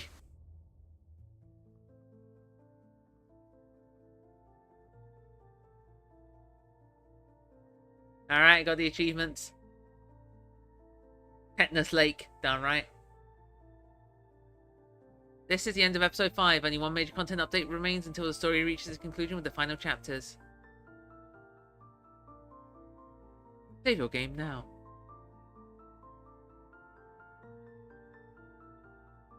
Alright, before we see credits, I'm gonna reload and I will see if I can get Tabby on my side. Major content update's gonna be nice. Alright. Rewind. I need to see Tabitha. Maybe there's an explanation of what I've witnessed. She's the only person who could possibly offer a satisfying answer to the horrors of this morning. The events of this morning beg for immediate confrontation. By the time you notice your legs taking you, you're already en route to the Scarlet Mines. You stumble down the road, panicked thoughts direct themselves like a pointed arrow towards your direction. Things will make sense again just as soon as you get where you're going. Sweet. There are no pictures outside the mine today, only the sounds of nothing to stop you seeing your cousin. The young greater handling strikes. Here you are, outside your cousin's office. Only thing left to do is go inside. You walk up to Tabitha's trailer and knock on the door. You wait a moment. What is it now? Come in. As you enter your cousin's office, you find her seated at a desk, shotgun in hand, eyeing its mechanisms with focused intent. You're more than familiar with this firearm. It's only last night that you saw your cousin use it to deadly effect. You have no idea how much she knows about what you found in the Forbidden Wing, but you're ready to give her the benefit of the doubt. Be glad you don't have to worry. As you have to wander through a crowd of angry miners to get here. They're all lined up with their signs yesterday. Okay, she looks concerned. What are we aiming for? The best case scenario. Whatever that is, I am going for it. I think I flubbed breaking point. So I think we're going to have to end up doing worlds apart. Well, I defuse the situation. Everyone's back to work, including... Except, of course, the people who started the whole mess. They can cause trouble some other mine. Probably spy for me. So, what made you decide to come bother me today? Okay, she's open. Stop crying again.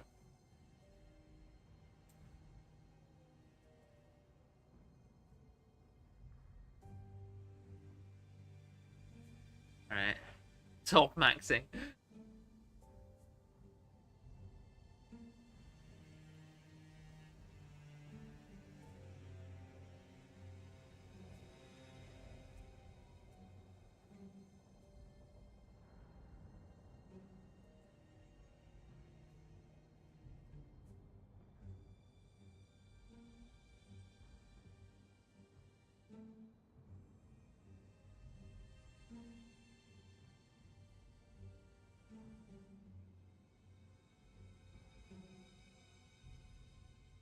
Ah, screw it, let's sob max. Don't say anything. The words, the only thing that comes out of you are tears. Are you crying? Stop doing that. You want to talk, fine, right? Fine, that's okay, we'll talk. Now stop crying, please. Alright.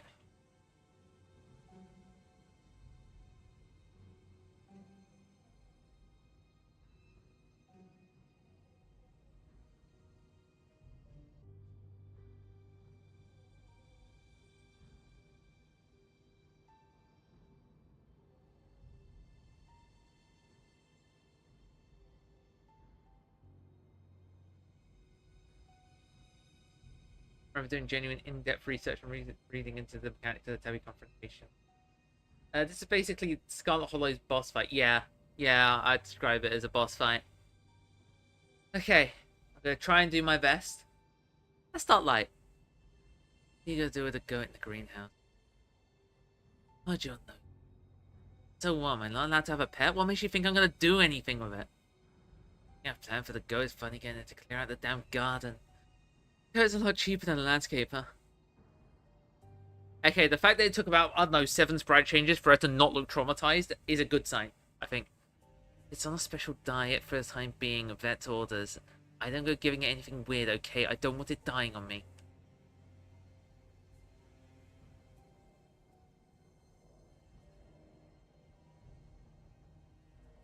Oh yeah? Oh yeah? If it's a pet, what's its name? Goat. That checks out. The goat did say its name's Goat. Look, I'm not the kind of person who gets creative with pet names. If Perlan had named her Frou Frou, my cat would probably be named Kitty. That's fair.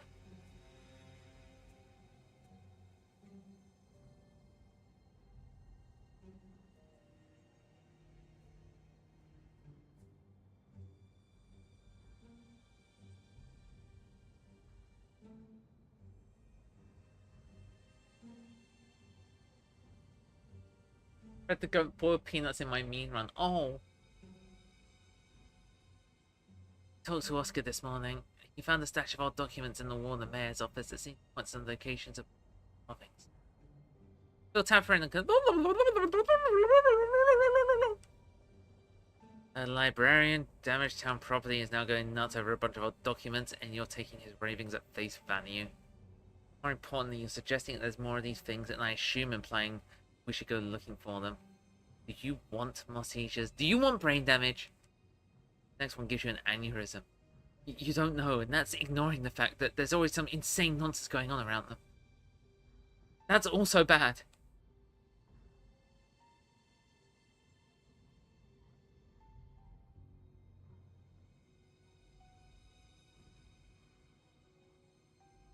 I already know where the next one is. It's out at the farms. Do you even hear me? At any point of me talking, or are you just going hunting for these things whether I like it or not? Came an awful long way just to tell me you're about to do something stupid again. Unless trying to get me to go with you. That's it, isn't it? You're hoping I'll be worried enough that I'll tag along and get stuck in some misadventure.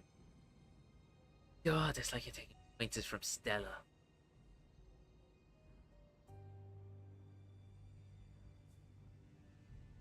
He's being too pissed at me for it to come up during the confrontation. Oh my god.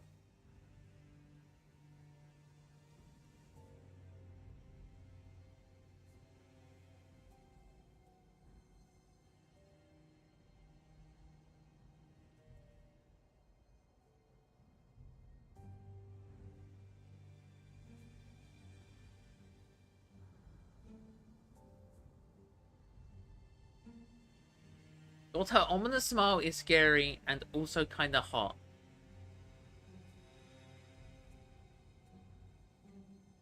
That's fair. I mean, I'm gonna be honest. Given we got Wayne in this game, anything a step down from that's like actually, I don't even disagree.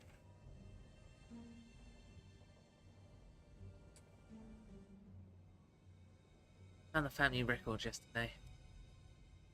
God, you're such a snoop. Right? Really?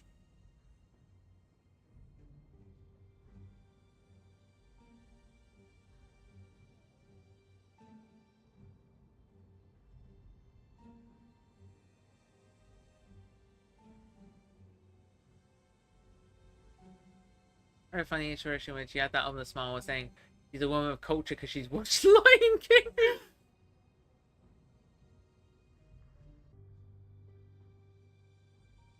Think you can only get it during Don't Move? What?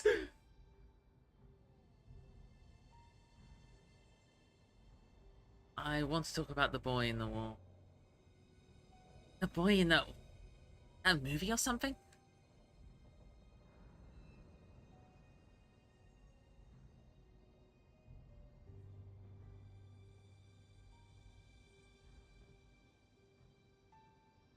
Alexandra Scarlet mentioned him in the practice writing book.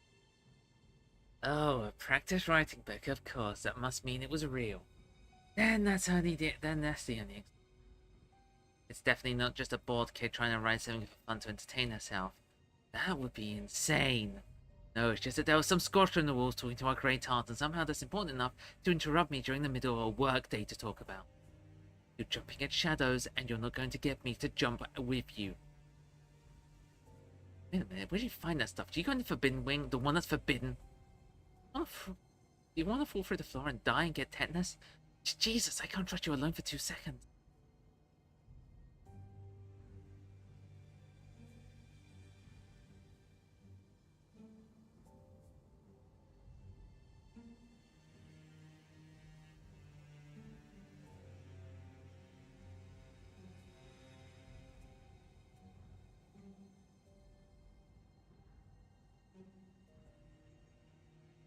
Having has to my knowledge only canonically seen 2 movies, Lion King and Mean Girls. That's amazing.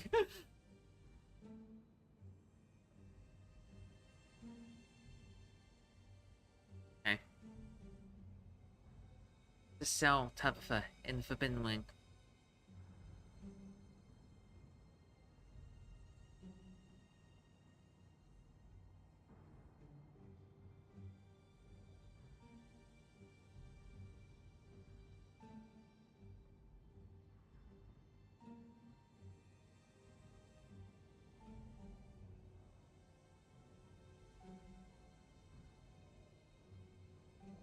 Says he was kept there.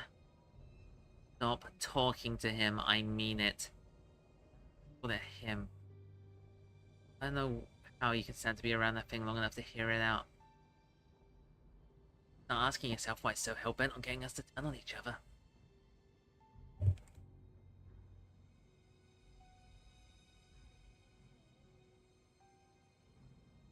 Oh, that was a phone call. One sec. BRB, BRB.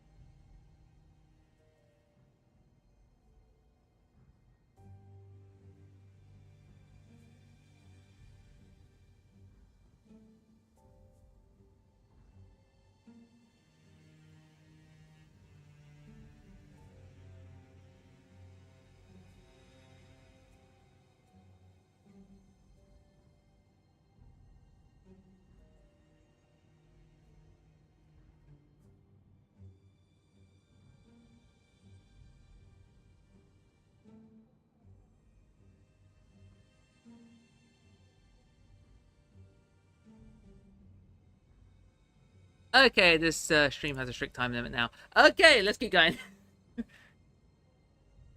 And ask yourself what might happen when it finally has you all on his own. Think you'll go skipping off together in the daisies? Really?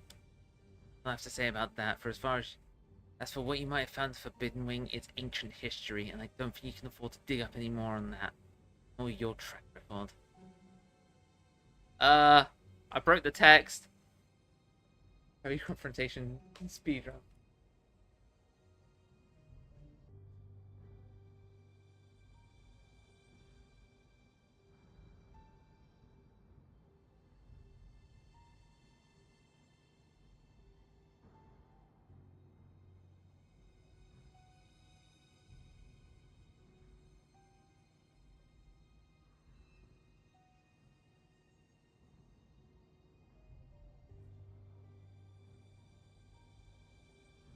Roll. Confrontation. Yeah, the box got scared and confused. Right. I want to talk about Enoch. Enoch, huh? It's always worth digging out the ugly parts of the past, Peter. Usually they're buried for a reason. Thing is, because I know the police aren't on my ass, I can basically take as long as I need.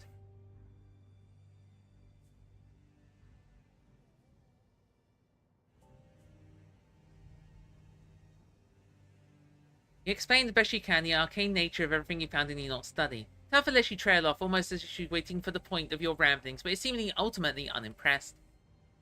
I think you really don't know much about what rich guys get into when their great-great-grandpa Enoch was in his prime. There's a whole spiritualism movement. That crazy guy Crowley. Magic. Rich people love that guy. Not necessarily... Not that they necessarily say it publicly, especially not with a God-fearing community like this one.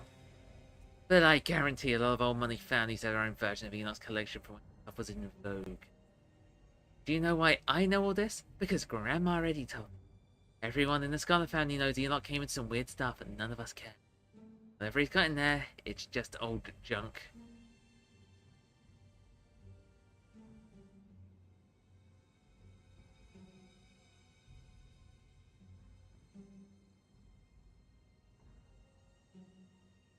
And just that, there was a creepy room with symbols painted on the floor. Enoch was a... Please still fret me things. As long as I don't get don't move, I think I'm fine. As long as she pressed that down button. Yeah. But my limit is Tabby's patience, which I'm trying to manage. Enoch was a furry theory. Damn right.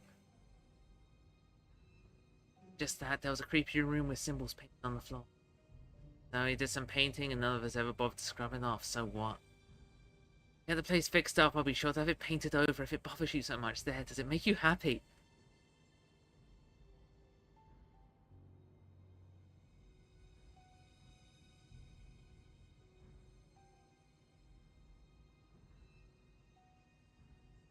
I'm not saying being a furry is weird, but Tabby would think so.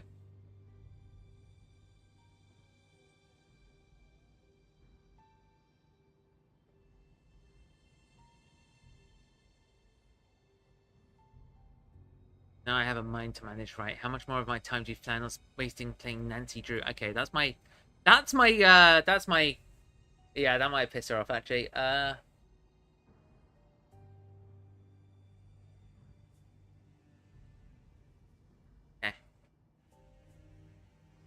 You don't need to lay anything else out. Just tell her what you want to tell her.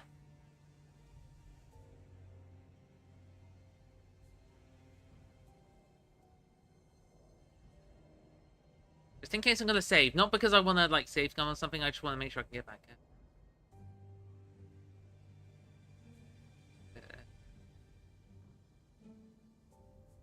Oh! That sounds good! I think that Enoch Scarlet brought something terrible here and he didn't understand, and you're stuck holding together the ruins of what's left behind. Let go. We both can live this together.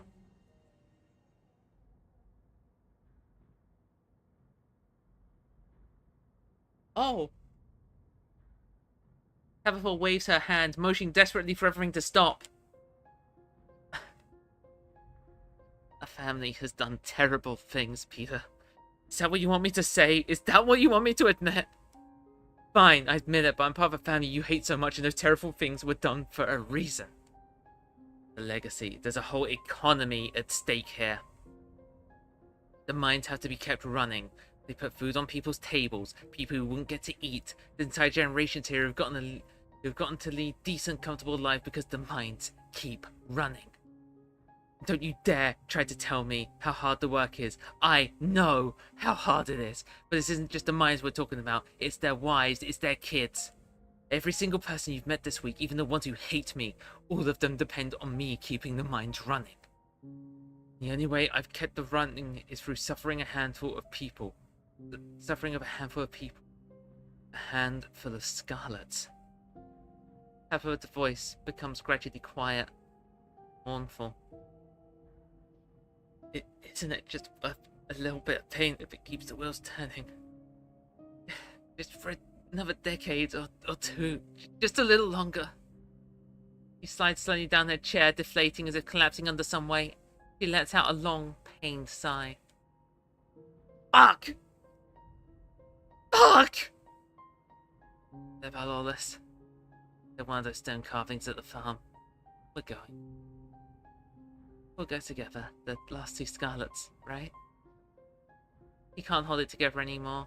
The cracks in the facade of icy stoicism have gone too much. She breaks it completely and the tears finally fly. I guess I didn't realize how tired I was dealing with all this on my own. We did it! The run saved! I can't believe I actually did it! I thought it was screwed! I thought I completely fucked it! Hell yeah! Yes, Maiden!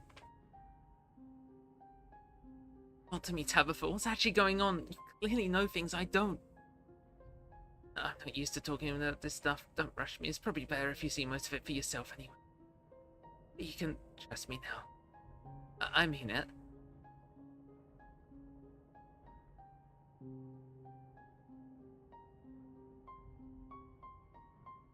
Hey, not alone anymore. Tabitha glances away, hiding a fresh bout of tears. Stop being so nice. I can't stand it. Come on, we're going. But I was going to be heading to Impasse, but Mystic saved it! Burn Tabby Yak. You leave your cousin's office together. Her usual tense posture has melted into relative exhaustion, the look of a cornered animal at the end of a hunt, ready to strike out and defend herself with all she has. He leads you to the car and you slide into the passenger seat. The two of you ride in silence, past the gates of the mine, past Main Street with all its structured businesses, and all the way to the edge of town where the farms wait for you. As the twin farmhouses come into view, you realise it wouldn't have mattered if you knew there was a stone here or not, because you feel it now. Your ears ring, your mind swings, trying to detach you from the solidarity of the car's leather seat beneath you. Tingling at the back of your skull, an urgency almost like a hand pressing you gently forward with a threat that might become forceful if you don't comply. There's something crying out in this world's one. Yeah, okay. Yeah. We'll speed up a bit. Shit, that's a lot of cop cars and no cops. Hey, are you okay? You're feeling that thing in there, aren't you? I feel it too. Just try and keep it cool, okay?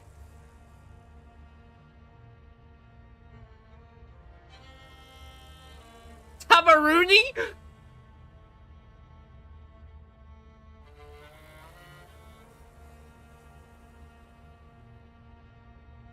No can do, Tabaruni. Call me that again. It ain't the Scarlets. Great. What the hell are you two doing here? Here, you know this is an active crime scene, right? I put two and two together. I don't see a single damn cop out here, though. Did they all go in? It sounds like it. Once they all got in there, they went in with Duke. They being the sheriff and that white deputy, the one with the sunglasses. But then something happened. There was a gunshot and this awful shrieking like no great. Okay. However, you're not thinking of going there too, are you? That's why we came here, Joan. Talking is just noise, though. Well, yeah, okay. Hey, Peter, slow down. It's dangerous in there, remember? Oh, come on, Peter, stop! Continue forward. You barely noticed your hand slipping over the doorknob. It'll be alright, Irma.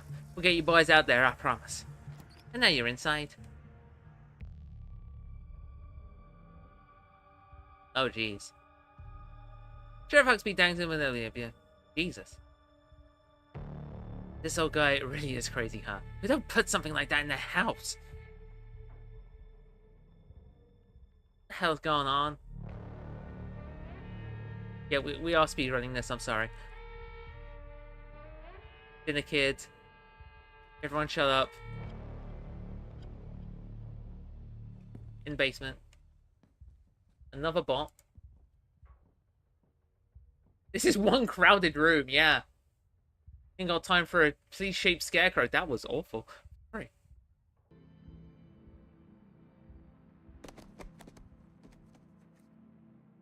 Yada yada yada yada yada. Manipulative hag. Yada yada. Everyone's still alive. I think I broke something. Yeah, my ribs. Why'd you have to wear such heavy boots? Enoch fucked everyone over, even the witch. The witch, Sybil? She sends you, she just... Yeah.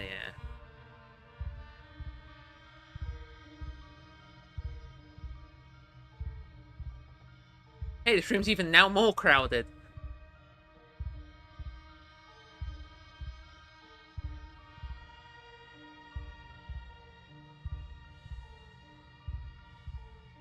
You blackmailed a witch for a magic bean so you could grow a well, that's gonna work out for you? I'll watch what you fucking say to me. Yeah, I'm the problem here. I don't give a shit about your story, Tyramane. No, that's a reason to shoot a cop. I even hate you, you fucking pussy. Your self-defense, castle doctrine. What the hell are you doing down there? Oh, yeah.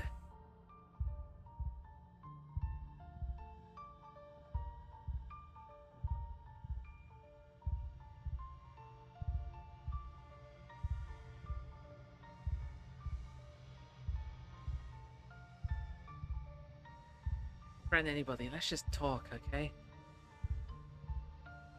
Why would I need to do any talking? The way I see it, I'm the man with the gun and the guts to use it. How about we all just sit quietly till it's over and we go home and nobody has to get hurt? Except Bo. He's already dead, kid. My boy, being fair and square, you see it that way? Then clearly, you need something, you woke up talking about the witch. You wanna know where she is? I can tell you how to find it. Yeah. Where?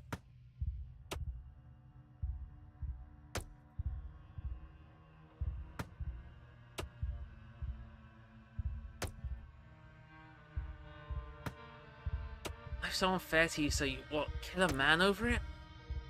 Ain't killing anybody. I'm just standing here, not like I did a single thing to Bo. He trespassed on my property. Everyone knows not to do that. What happened to him is his problem. We'll see what the law has to say about that. Frankly, I do not give a shit about your law. It's my own conscience I know is clear. That's what matters to me. So someone accidentally seeing something he shouldn't have seen means he should die. Oh, so someone accidentally sees something they shouldn't and means they should die then? Is that right? Yeah. Forget about the people who loved him. That the trespasser died because what? He wanted a grandkid? He didn't mean to stumble into all this. He just wound up in the wrong place at the wrong time because he cared too much about his girlfriend. Girlfriend? I meant Pumpkin. Oh. Okay. That was a line.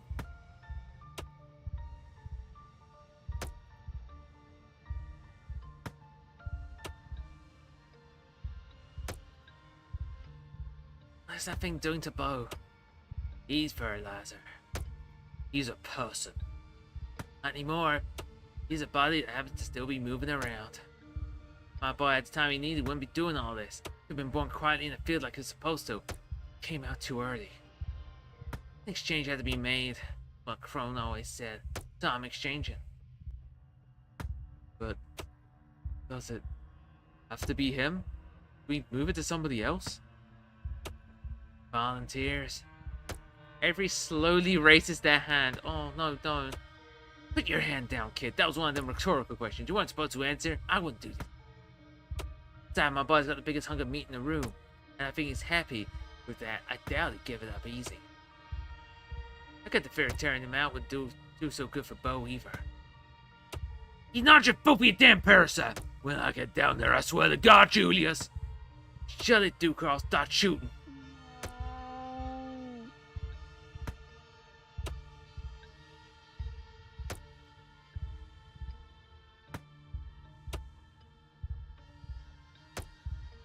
I'm curious why I sit down here.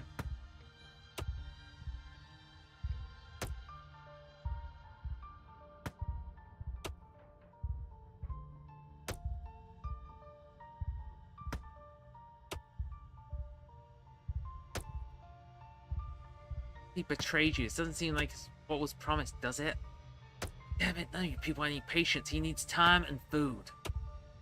I'll be easy making it keep it this way. Not easy making it the normal way either, from what I hear. But it's still beautiful the way it is now. It's eating a man alive. It's horrifying. The cough is right. The thing is clearly an abomination. What a tabby sprite. If it were up to me, I'd kill the thing and be done with it. Do you honestly think this whole situation gets a happy ending? That's why you gotta sit in the corner till I say otherwise. I don't need anyone stepping in to pull some hero shit, got it?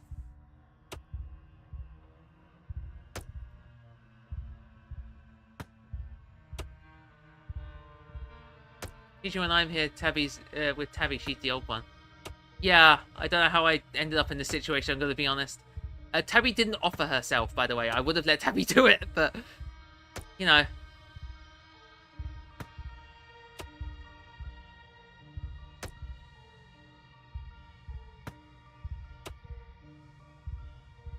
Wait, what?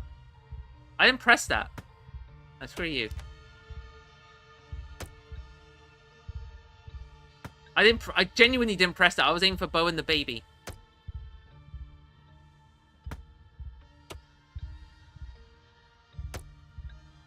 There ain't no way we could separate him from Bo. Maybe if we offered him someone better.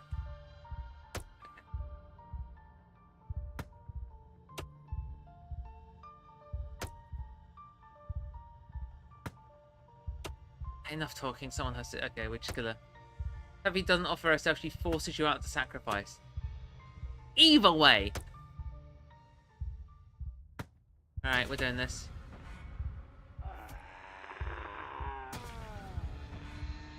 You stupid! If you shoot my cousin, old man, I swear to God.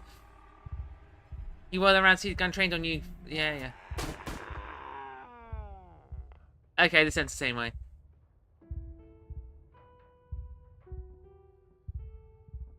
So you saved me. Thank you.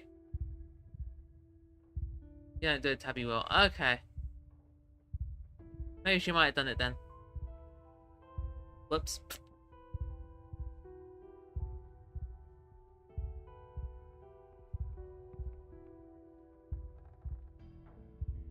I'd just like to point out that Tabby didn't do that, I did it.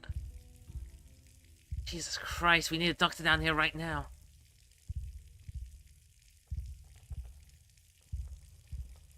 Oh. How's the water? We have to get out of here before this place floods.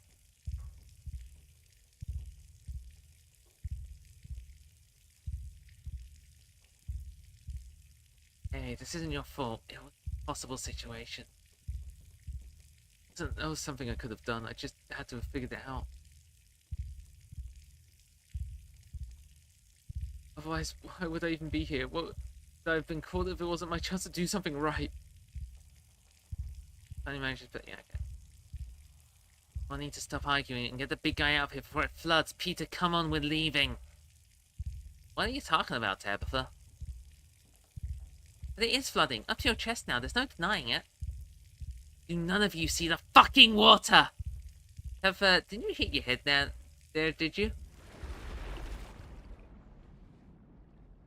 Why does a cousin just start drinking the water? Yeah.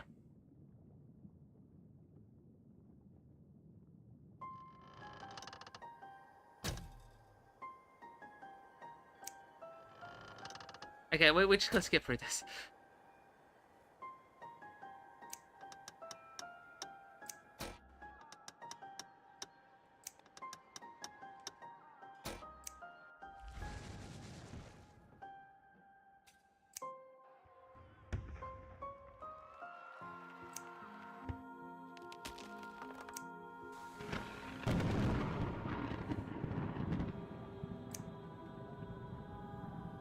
Peter? Tabitha?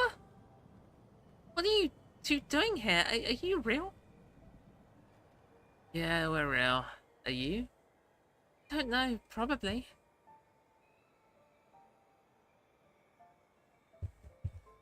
I wasn't expecting anyone to see me off. I especially wasn't expecting the two of you. So that means you've... so that means you... Made up my mind. Yeah, don't try and talk me out of it, then it won't work. You're kidding me.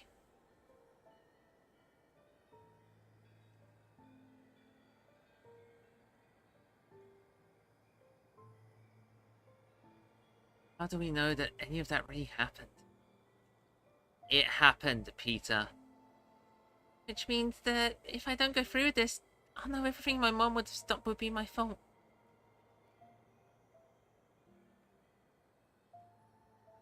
Do this kind of...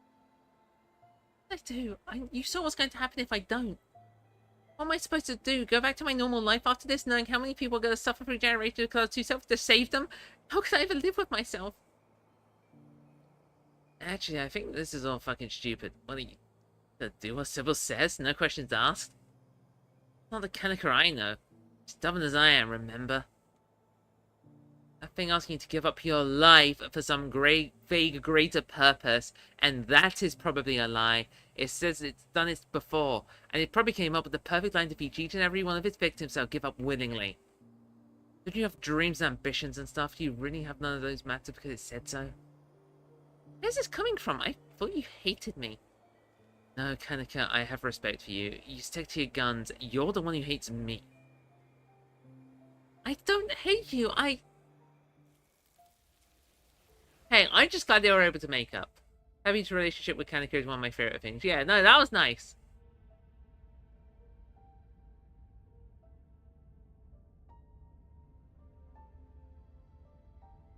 Quiet there. There's no need to let Scarlet talk you in circles. You already know the right answer, remember?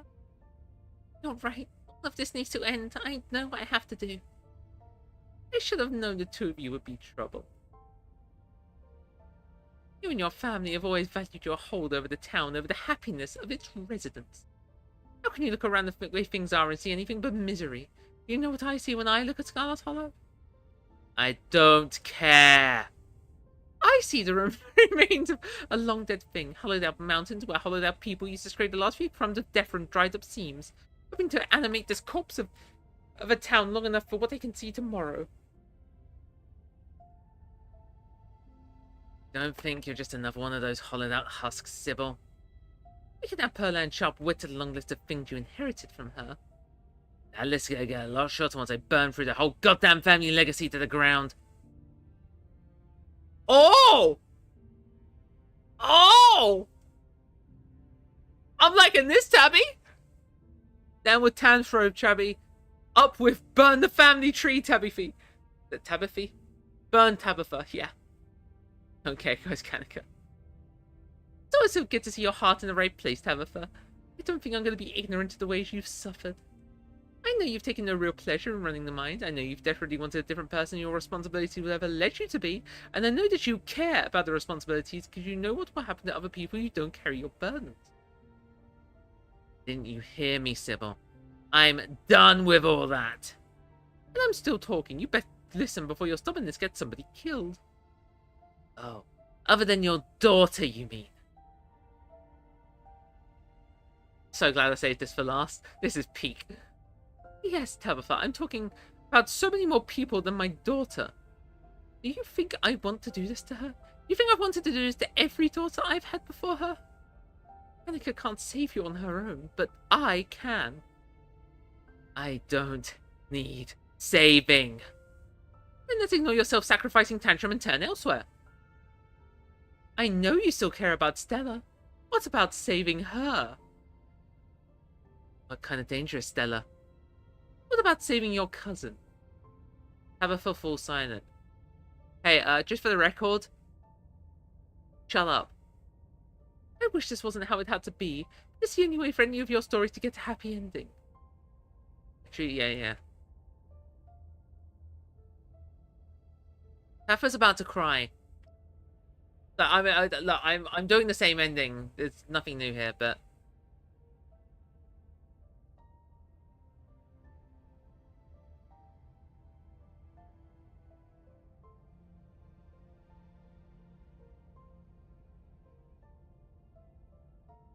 sacrificing Kaneka to decurse old Tabby. Oh, what should we do? I don't know.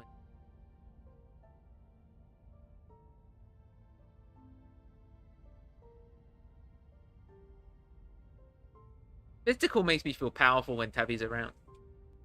Or scratching on the walls, that's what this is for. You need to know, you don't know what you're... You don't have to know how to speak. Ah, terrific! The dagger turns into her. Bringing around her is not her, it pulls into a tapestry of her existence, but yeah. Single dangling thread comes into focus. What's going on? Is she winning or losing? For another word can slip through her lips. Tabitha's mouth fat and shit? She silently claws at the smooth skin where it used to be. Oh, what the hell? I'm just as strong as I was. Don't be fooled by appearances. Peter, listen to me. I'm one of the few people who want to see walk free. Truly free. Tabitha knows this. She's just not thinking rationally anymore. She didn't think she'd actually like you, and now that she does, she'd rather set the whole town on fire than let me actually fix the mistakes your family has made. But even you don't believe a word I've said about your own safety. I'll give you something else too, a piece of my power to keep for yourself. I have no mouth and I cannot eat mac and cheese. Not fair what Charlie did to you. Yada yada yada, yada yada yada.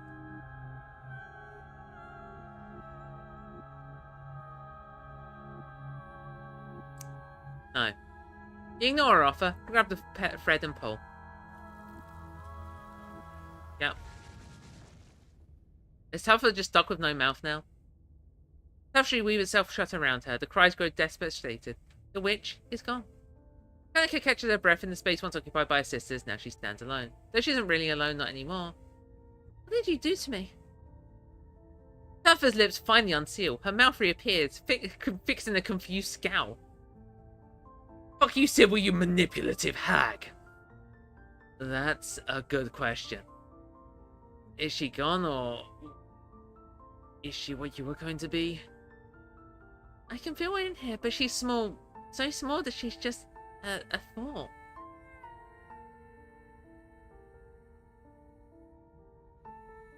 Okay, I have been saying different options, but I will be honest, I'm just using this line because Tabby was here last time and I think it's funny. Welcome to the Dead Mums Club. Hey, we don't know if she's dead. Don't make jokes where witches might hear you. It's okay, Tabitha. It's funny. But I don't think she's dead. She's just like the rest of them now. Like I was going to be. God, this is insane. Magic's not supposed to be real. What am I supposed to do with what she was going to do? I don't even know what that is. How am I supposed to save this town if I don't know what's wrong with it? I know more about this town than anybody, and you don't need to worry about doing what she thought was right. It sounded like it was really important. There was that thing from the vision. The Devourer. Am I supposed to use all this power of hers to, what, kill it? It sounded like she wanted to make it part of her. Like she was gonna do to me. This is all too confusing. We should get out of here. I need time to... Do you know how to leave? I think so. Everyone hold on, okay? Don't tempt the witches. Hanukkah takes both your hands. You pause and the world shifts nauseatingly around you. It feels like you're being buoyed upwards, ascending rapidly. A firm grip of reality seems to meet you and finally you set.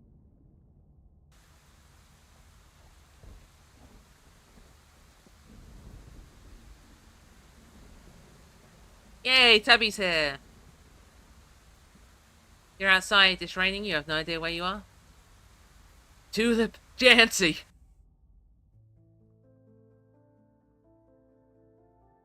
Okay. That was that. Alright.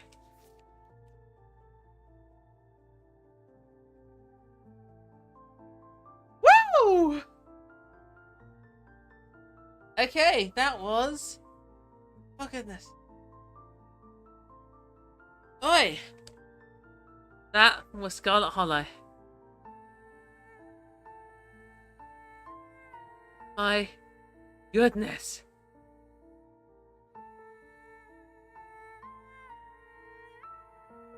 Oh, the things have voices. Yeah. So, three playthroughs. The Friend Maker, the Bitch, the man who tries to save everyone, the cousins.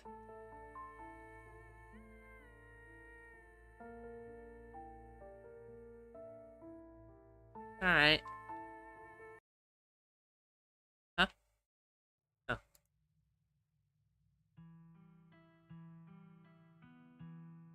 Okay. That is that.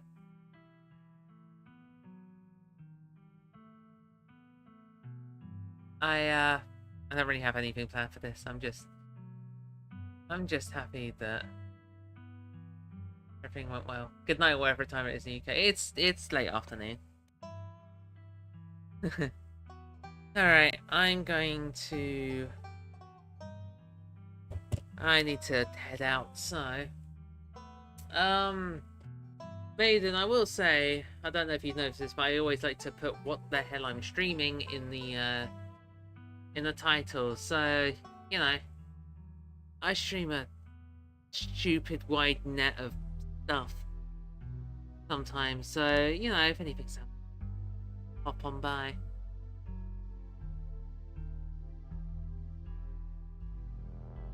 Though I tend towards visual novels and RPG Maker style games for some reason. So.